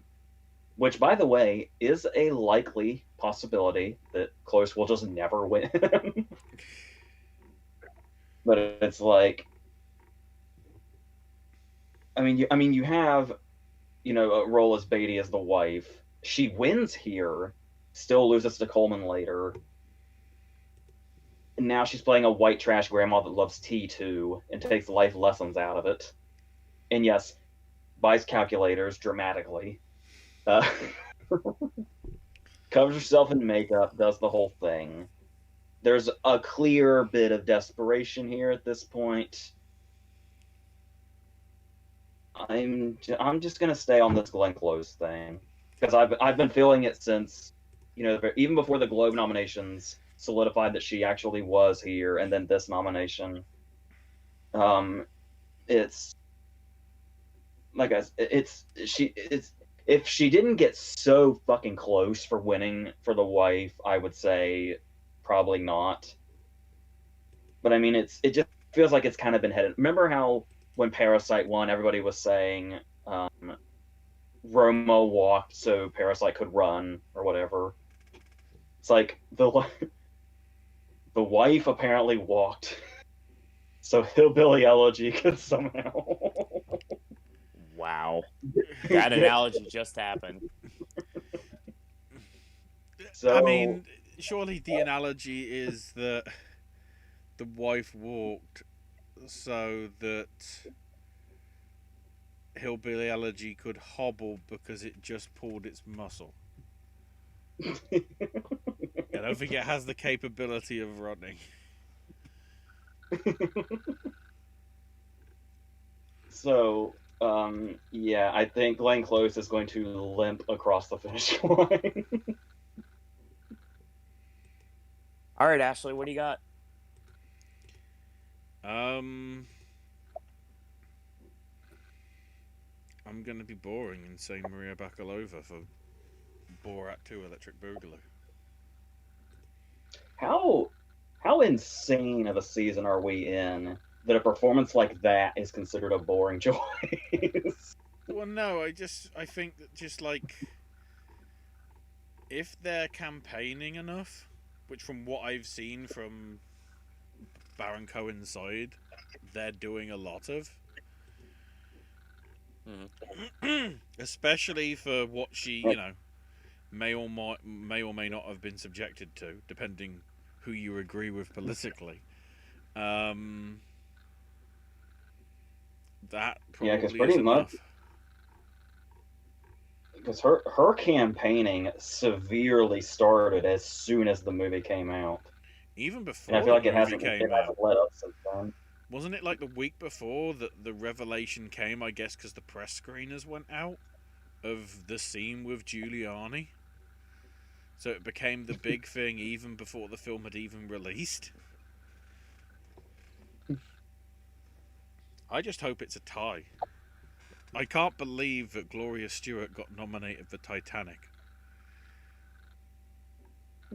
in '97 and somehow tied with Basinger for LA Confidential when Basinger was actually in the movie and Gloria Stewart was there for probably literally a cup of coffee, considering how much of that film isn't her.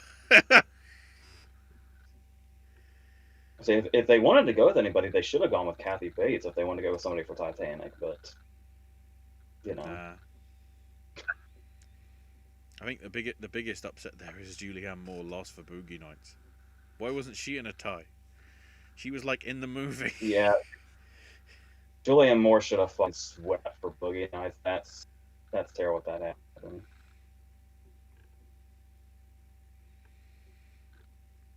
As I'm interrupting Oscar chat here, I'm gonna chime in with my predictions. It's funny. So get used to it because I'm going to kind of derail supporting actor when we get there. You can't hear my stomach. You can't hear my stomach growling, but it's happening. Brian says Julie Andrews is in Bridgerton. Just give Close an honorary Oscar if she loses again. And Madeline Sagstrom, welcome to chat. First time I've seen your name pop up. He says there's another chance for Glenn. She'll be in Sunset Boulevard, which she also won a Tony for. Is that's getting a film adaptation? Yeah, remember we talked about apparently that it's getting a remake because Hollywood.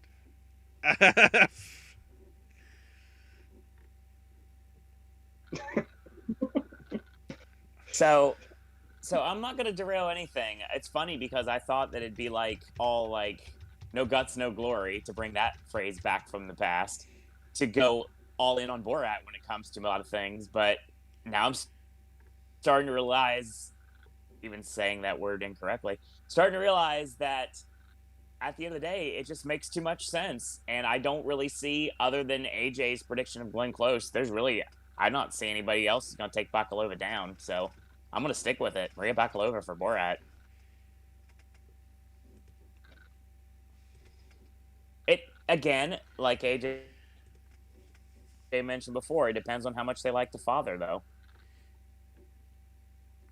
Are you not even considering Yoon? Because she's probably right there. No, I'm not. Not right now. But if Minari is going to take off and start bloom into something that's actually going to do something the rest of the race, this is when it starts. This is when it could start. But yeah, I'm going to go with Maria Bakalova here. It's her award to lose. It's seeing if she's actually going to or not. I've just looked into it. The fact that apparently the script for the Sunset Boulevard remake I know Madeline is saying how it's not a remake and the original Sunset Boulevard wasn't a musical. It's sort of, most people will consider it a remake even though it's obviously a musical version. Let's be honest, Muppets Christmas Carol isn't really a Christmas Carol. But at the same time it is. Yeah, the fact that it's Andrew Lloyd Webber doing the music and apparently Christopher Hampton of Dangerous Liaisons and Father fame is doing the adaptation from stage to screen. Plus, we talked about it last time. What would be the more fitting role for Glenn Close to finally get her Oscar? A woman that's sort of painting for success, ready for her close-up sort of thing, and everything like that, or buying a calculator. I'm going to stick with that.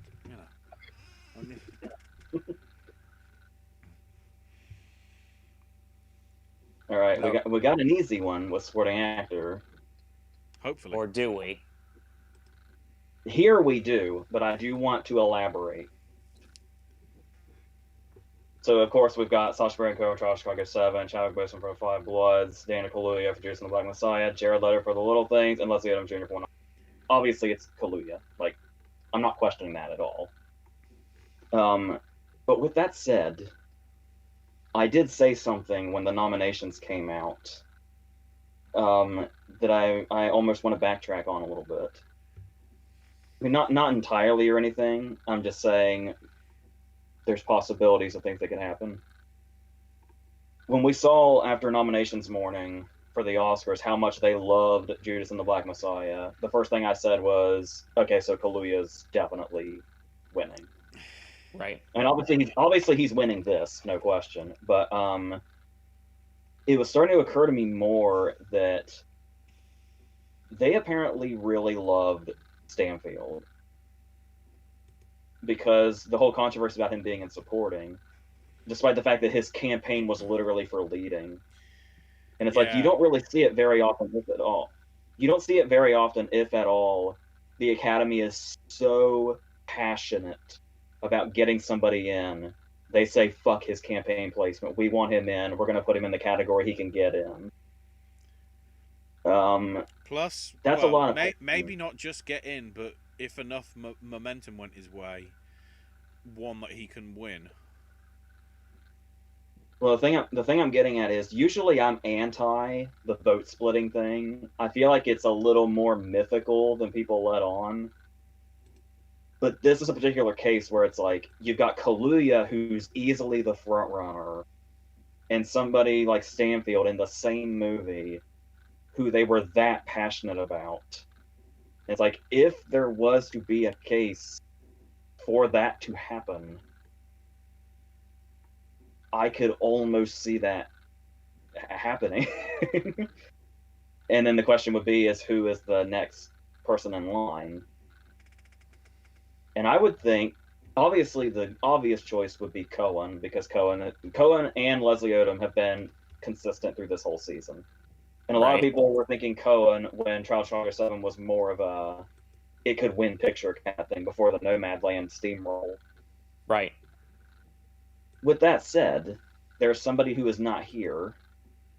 And the person that is not here at SAG reminds, even though, you know, Mark Rylance was here in 2015, Mark Rylance winning the Oscar for Bridge of Spies, because it was him or Stallone, and Rylance is the guy that was like, would it help? Before, obviously, he broke out into the mainstream after his Oscar win, but pre-Oscar, he was somebody that was really respected in the industry, like in the depth of the industry, that had no mainstream cred whatsoever.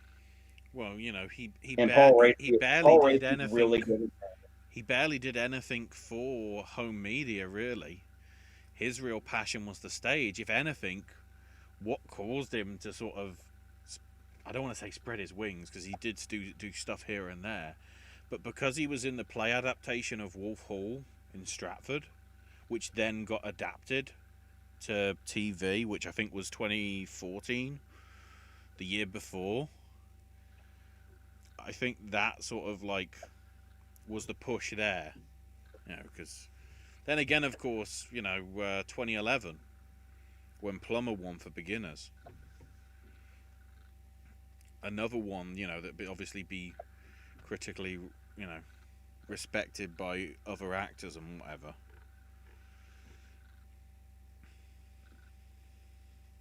You know, it was like it in this event, in this probably unlikely event that's not entirely impossible either, that Stanfield eats up enough of Kaluuya's votes and somebody manages to come out, even though he's not been as consistent in this season as Rylance was in 2015, Paul Raci gives me serious Mark Rylance vibes.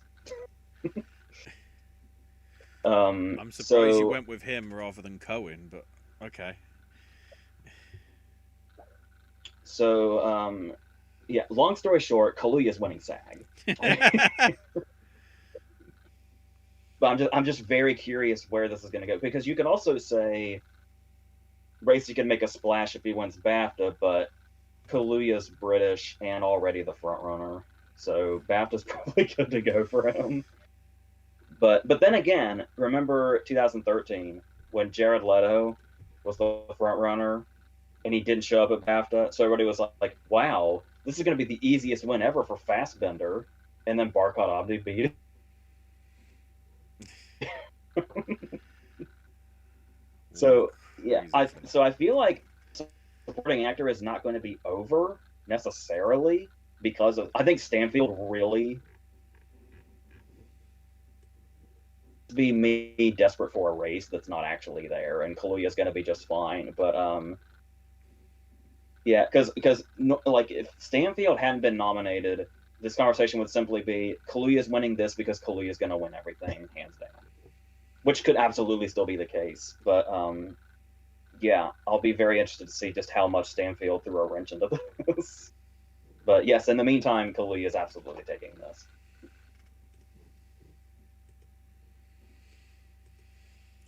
I mean, I'll just. Go ahead, Ashley. Yeah, I was gonna say I'm just gonna leave it short and sweet and say Kaluuya.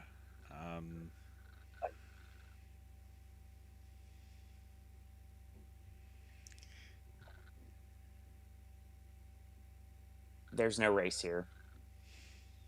This is where things could change, and this is when they could start going for Cohen in the trial of the Chicago 7.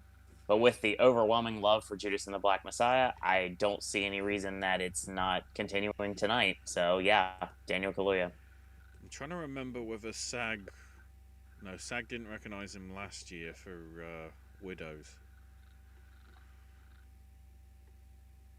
That would have been the year before. Oh, well, whatever. You know, he hasn't been nominated for a SAG before, so not since Get Out. Yeah, which obviously was lead, so it's different. But you know, it's sort of he just has that camera presence. That's why it just seems like an obvious no-brainer pick. In all honesty, Charlie Brooker did good.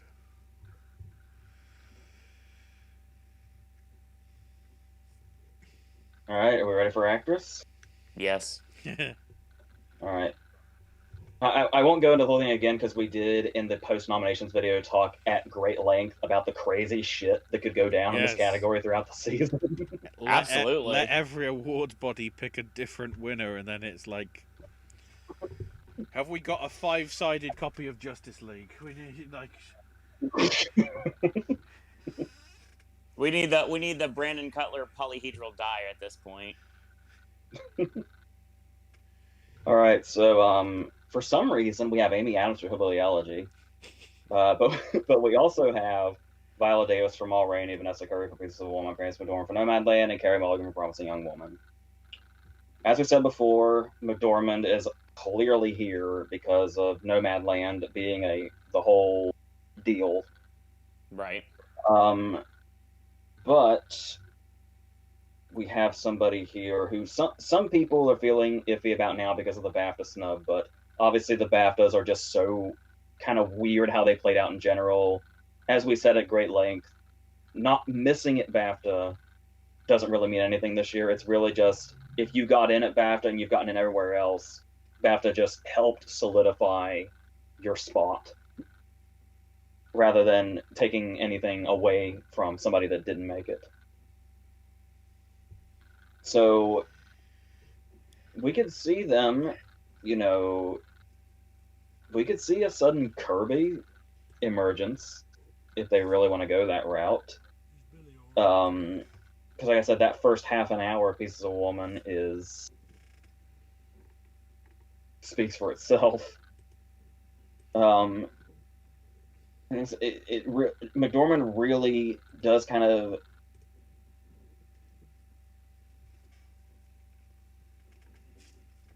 but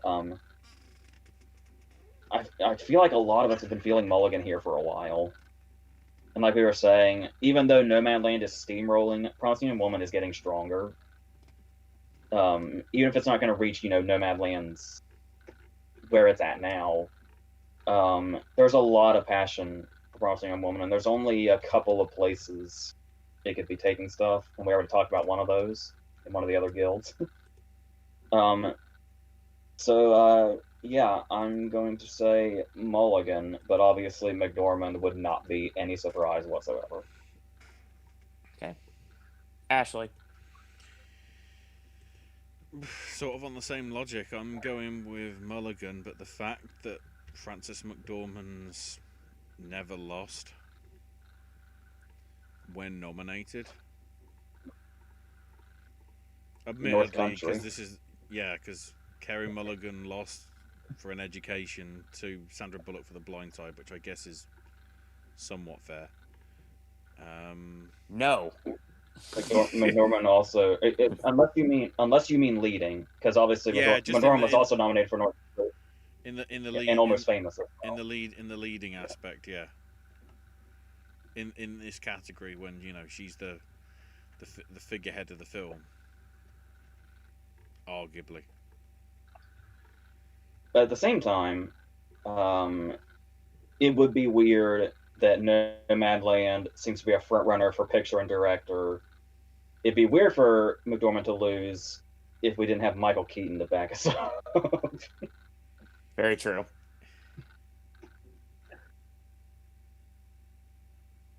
Yeah, I don't feel like I even need to really say anything at this point. I'm sure everybody knows where I'm going with this. My heart, my head, my entire mindset's going with the same thing, and I'm happy to say this. Carey Mulligan is going to move one step closer to being an Oscar winner. So, I mean, I love McDormand. I love the idea of her winning a third. Well, fuck, she'll probably win a third anyway if it wins picture. But right, exactly. So we're good. So we can give the award to Nomadland, whatever. But it's time for Promising Young Woman to get Carey an Oscar. And she's got the Lady Macbeth thing next year anyway. So.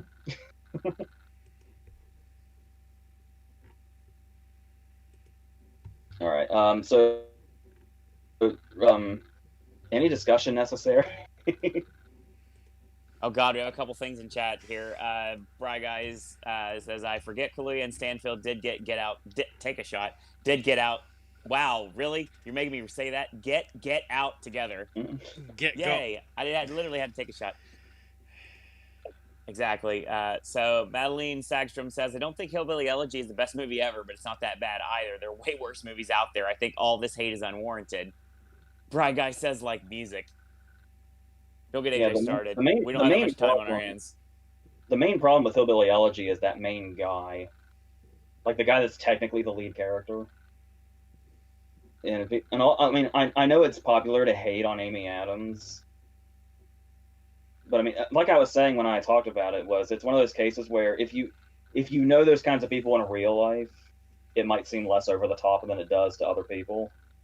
Yeah. But But I mean that lead guy brings it down a lot. The guy that I didn't realize till afterwards is one of the kids in Super 8. Bry Guy says Best Picture is more likely for McDormand. I could see. We'll see. Sagstra once again chimes in, says Frances McDormand has no chance. She won just a few years ago. Yeah, they love to give her awards though. Yeah, so. you should probably have a chat with Mahershala Ali about that. Yeah, no lie. And I think we're now down to our final category.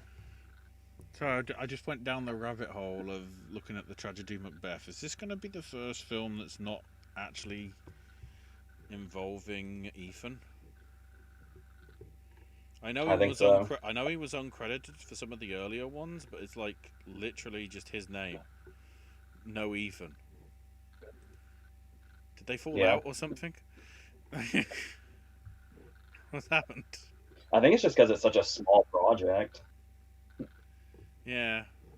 Yeah, because the way it used to be was they both did the writing, producing, and the directing, but to split it up, they credited Joel as the director and Ethan as the producer. And then I think when the Lady Killers came around is when they were like, let's just take the credit, both of us. A24 ruining decades of friendship by just having Joel Cohen do it. There's really no reason to have any more conversation about this next category. It's pretty much just a lock at this point. It almost feels excessive to read the nominees, but I'll do it anyway. Who's jobbing out to Chadwick Boseman and go? Riz Ahmed for Sound of Metal, Anthony Hopkins for The Father, Gary Oldman for Mank, and Stephen Yeun for Minari are going to lose to Chadwick Boseman. Yes, indeed. And like we have to say and every time, just to be clear, it's not because of him being... Yeah, I was going to say, not just it's because he's dead, it's because it's that good a performance. I was gonna say, I will say that every time if Yeah, needed. You do. I was preempting, so then we can get to the final Like I said, I category would not. quicker. I'm more than willing to not say that about the Five Bloods, but Ma Rainey, yes, if he was still here, the same thing. Hopkins would be a threat. Hopkins might have taken BAFTA, but this is still the way it would be going. I can only imagine. Our last one isn't that easy. I don't want to get too trapped here, but for Ensemble we have the Five Bloods, Ma Rainey, Minari, One Night in Miami, and Child Chicago 7. Now, and I was telling you the epiphany that I had was a lot of people's first instinct is Child Chicago 7. Right. But we've seen in the past with The Help, Hidden Figures, Black Panther, and Parasite that SAG Ensemble really likes minority casts. Right. And Child Chicago 7 is the only one that's not a minority cast. So I almost want to rule it out immediately. Okay. Almost. Yeah. Not to take anything And, from like, Yahya Abdul Mateen's second performance, because arguably that's like, once he disappears from the film, it should be Trial of the Chicago 6. Especially when you take into account the story of the whole, like, why he was even put in there in the first place. It's like, anyway. And it's like that story picks up in Judas and the Black Messiah anyway, so. Yeah, true. Double bill. When is the last time, does anybody have this statistic on hand, the last time something won SAG Ensemble without having a picture nomination? Let's look through the list. So, in reverse order: Parasite, Black Panther, 3 Billboards. If you wanted to go, If you wanted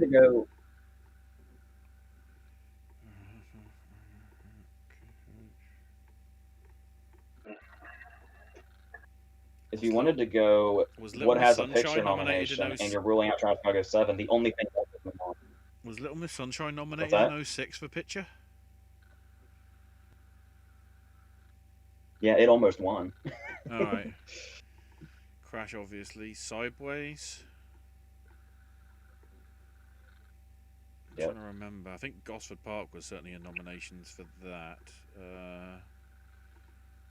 Probably. Was the Birdcage? What's that? Birdcage won in 96. Birdcage.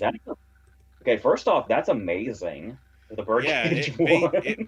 It beat Shine and Sling Blade and Marvin's Rune, and from what I remember, the one that won, which was English Patient. Right. Full Monty beat so Boogie Nights. I feel ashamed to be British. All right, so Trial of Chicago 7, I mean, could take this, but if you're going on that theory, it's either Minari or we're going to break that trend. And honestly, we're always breaking trends anymore. So, yeah, that wasn't really a strategic. No. The thing I keep getting drawn to in this is One Night in Miami. Mm-hmm.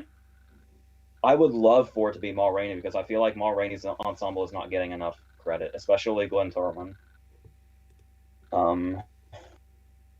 Obviously, I would love to see the Five Bloods take it because after Hamilton and after Promising Young Woman, the Five Bloods will be my next in my top list of the year.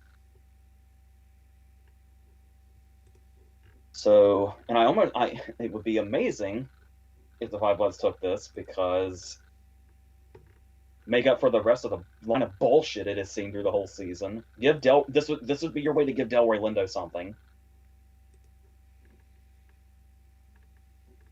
But I keep coming back to One Night in Miami, so I feel like that's what I have to go with because my brain just keeps zeroing in on it.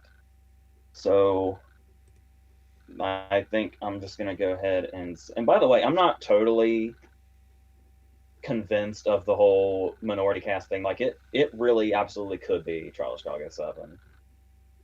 But it's just interesting to me that you can look at that as being a semi-trend, and that it's the only one that's not. But just because I have to pick something, I'm gonna go with my gut and say One Night in Miami. Go ahead, Ashley.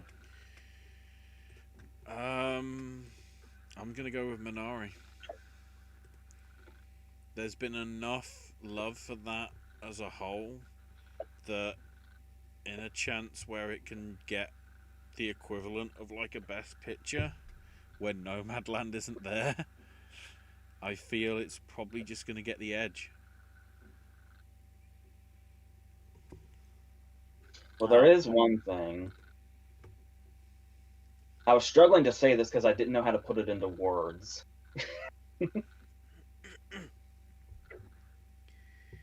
Apart from a Korean cast, Minari and Parasite have jack shit in common. Yeah. Apart from that, Minari and Parasite have nothing in common whatsoever. The question is, how many narrow-minded people are going to just look at Minari at face value and say, we already did that last year? Because as we've seen, that kind of narrow-minded thinking exists. This is how the well, I wouldn't say the Academy, but we know how some aspects of Hollywood society and industry look at certain things. Yeah.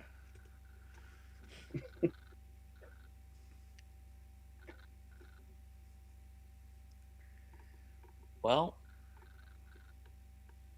I was all ready to go all in on saying The Trial of the Chicago 7. And I had the conversation with you. I think Ma Rainey is getting the love from Chadwick's win, so I don't think it's winning. This would be a nice gold watch for the Five Bloods. But yeah, I take it back to the same conversation we had as well. I've been saying numerous times, if Minari's going to start taking off, this is when it starts. But this is the only chance Regina King has. And I feel that this is when they're going to finally give her just due for One Night in Miami. That's your choice? That is my choice.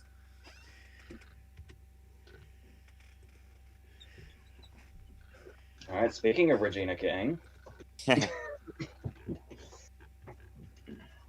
I boycott this category based on just sheer stupidity alone.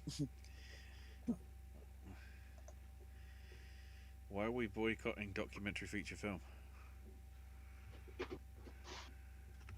I have first time feature is first, so. Oh, okay. We're going to do it in that order, okay. That's the order I've got. So yeah, 3 categories, take it home. We're already longer than the SAG Awards are going to be, so get ready for that. Wait for them to suddenly get longer because of adverts. Not this long. Continue. All right, for first time feature. This is tough, actually. As I say, and there's been plenty of cases where we've realized they don't go with the obvious choice sometimes. Which is Emerald for now. Tell me about it. It's a debut. And then there's the whole. I mean, I would have thought the whole having a bias against actors turned directors thing was just a myth. But I feel like Bradley Cooper kind of spoke volumes about that. Tell me about it. But we have Rada Blank for the 40-year-old version, Fernando Ferreira for I'm No Longer Here, Regina King for One Night in Miami, Darius Martin for Sound of Metal, and Florian Zeller for The Father. I mean, despite what we just said, you immediately want to go to King. Like, that's like immediately where your mind goes. I kept saying Darius Martin was going to be the surprise director nominee, which ended up being Vinterberg. And Zeller is always an option because The Father has just been so consistent through the whole season. And from the sounds of it, since nobody's fucking seen it, we can only assume that from the sounds of it, it sounds really unique in the way that it's like telling its story visually. So I kind of want. I feel like I've got it down to Martyr and Zeller, but I'm also not entirely off the king thing, which is making this impossible. And by the way, it doesn't feel like an impossibility. They just randomly go for one of the other two. Nope. At this rate. A part of me really wants to say Zeller, but I might go ahead and say Martyr. I'm just gonna go with my gut and say Martyr.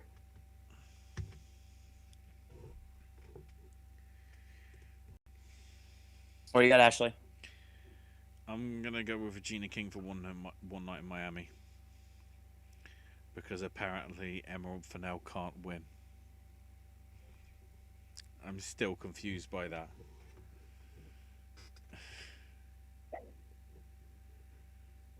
Well, I talked about Regina King getting the just due from winning Ensemble, and I feel that Darius Martyr is going to get a lot of praise for Sound of Metal. But there's one movie that seems to have a lot of, we're talking about, has a lot of visibility that's not going to win jack on award season, on Oscar night. And I'm going to go with Zeller for The Father.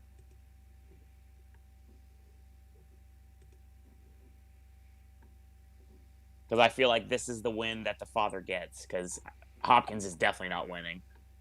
Coleman could win, but I don't think that's going to happen either, for a lot of reasons. It's not winning screenplay, so it's just like, why not give it first time feature?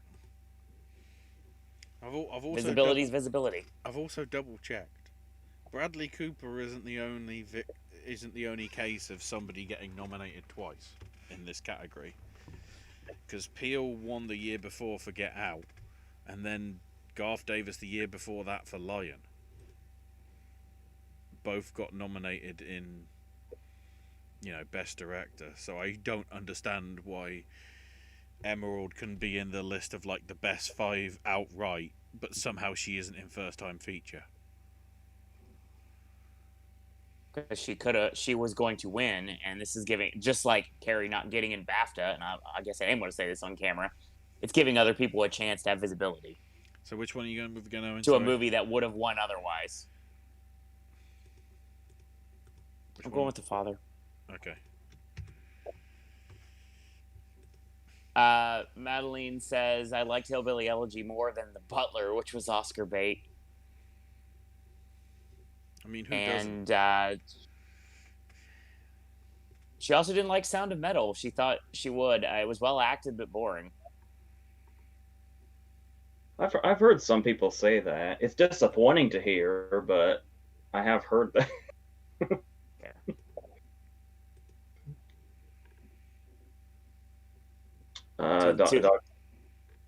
Yes, documentary.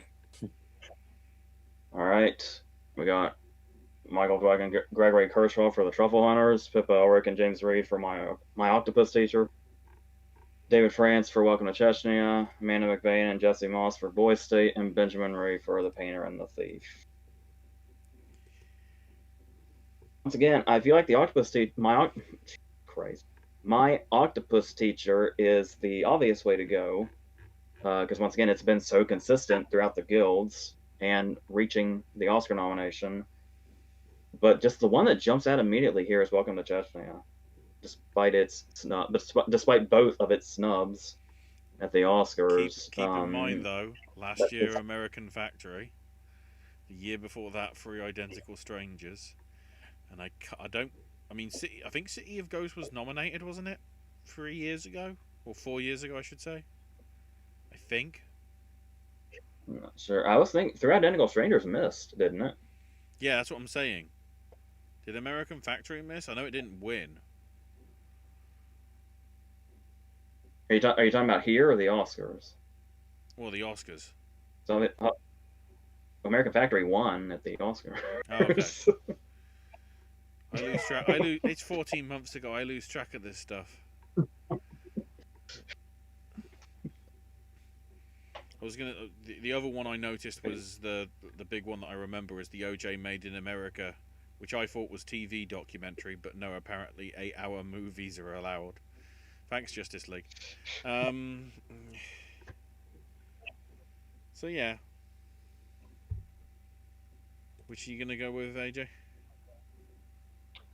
I'm gonna stick with Welcome to Chester, I guess. Just because I haven't given it love anywhere else, I'm gonna go with My Octopus Teacher.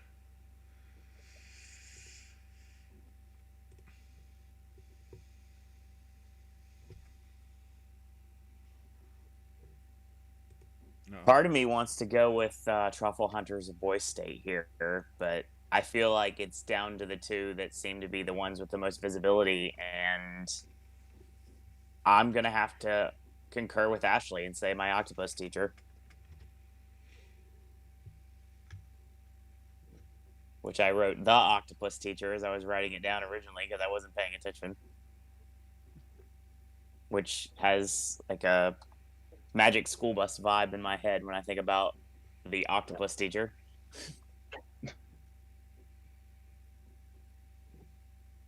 All right, take are this we ready home. for the easiest one of this entire night? Sadly. Oh boy. Apart from Bozeman, obviously.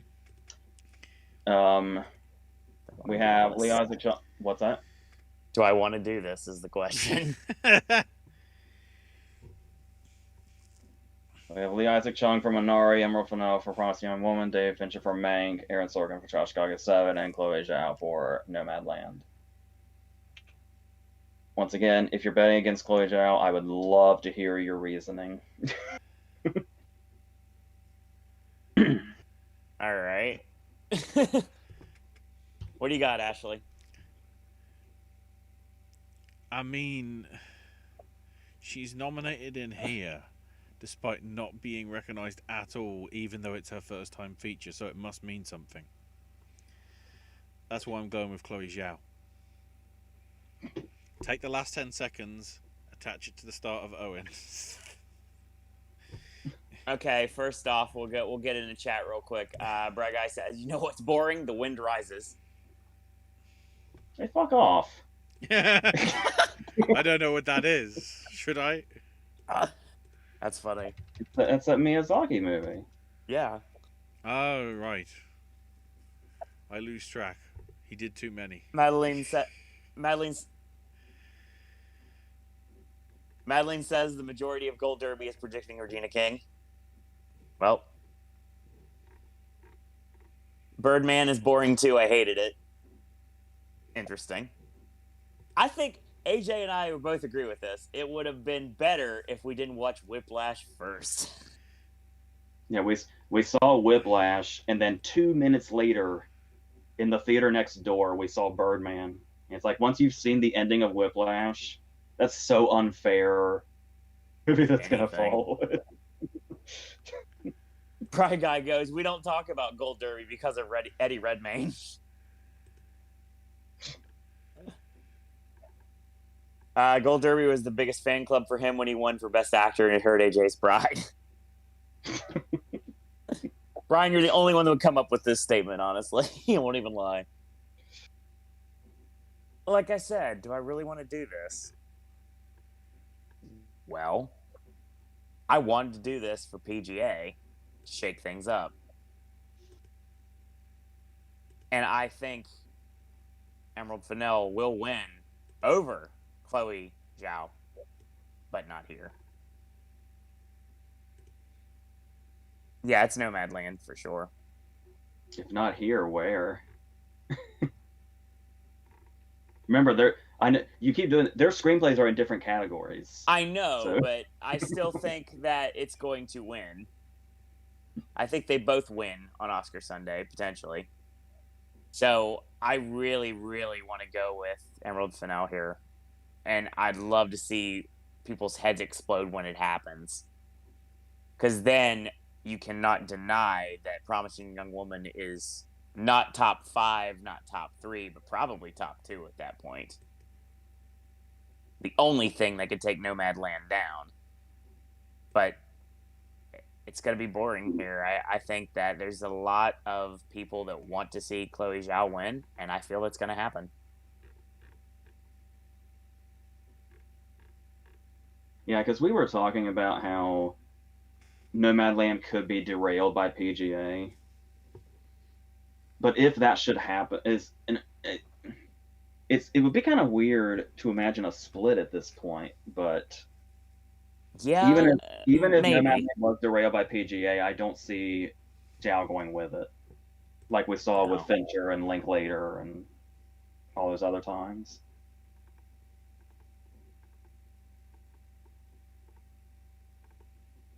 So is that it? And just that quickly, I actually have a list for the first time in a long time of everybody's predictions, so I don't have to just jump around on award night. I mean, you will, because you'll have to go back to the list after the case, because we're only the first time that we review this, we'll only be covering 3 of the 4 categories. Wow. Madeline says, sorry, but Nomadland was boring too. The best movie of the year I've seen so far is Another Round. I'm really excited to see Another Round now that I know it's on Hulu. I don't know how long it's been hanging out on there, but it's there.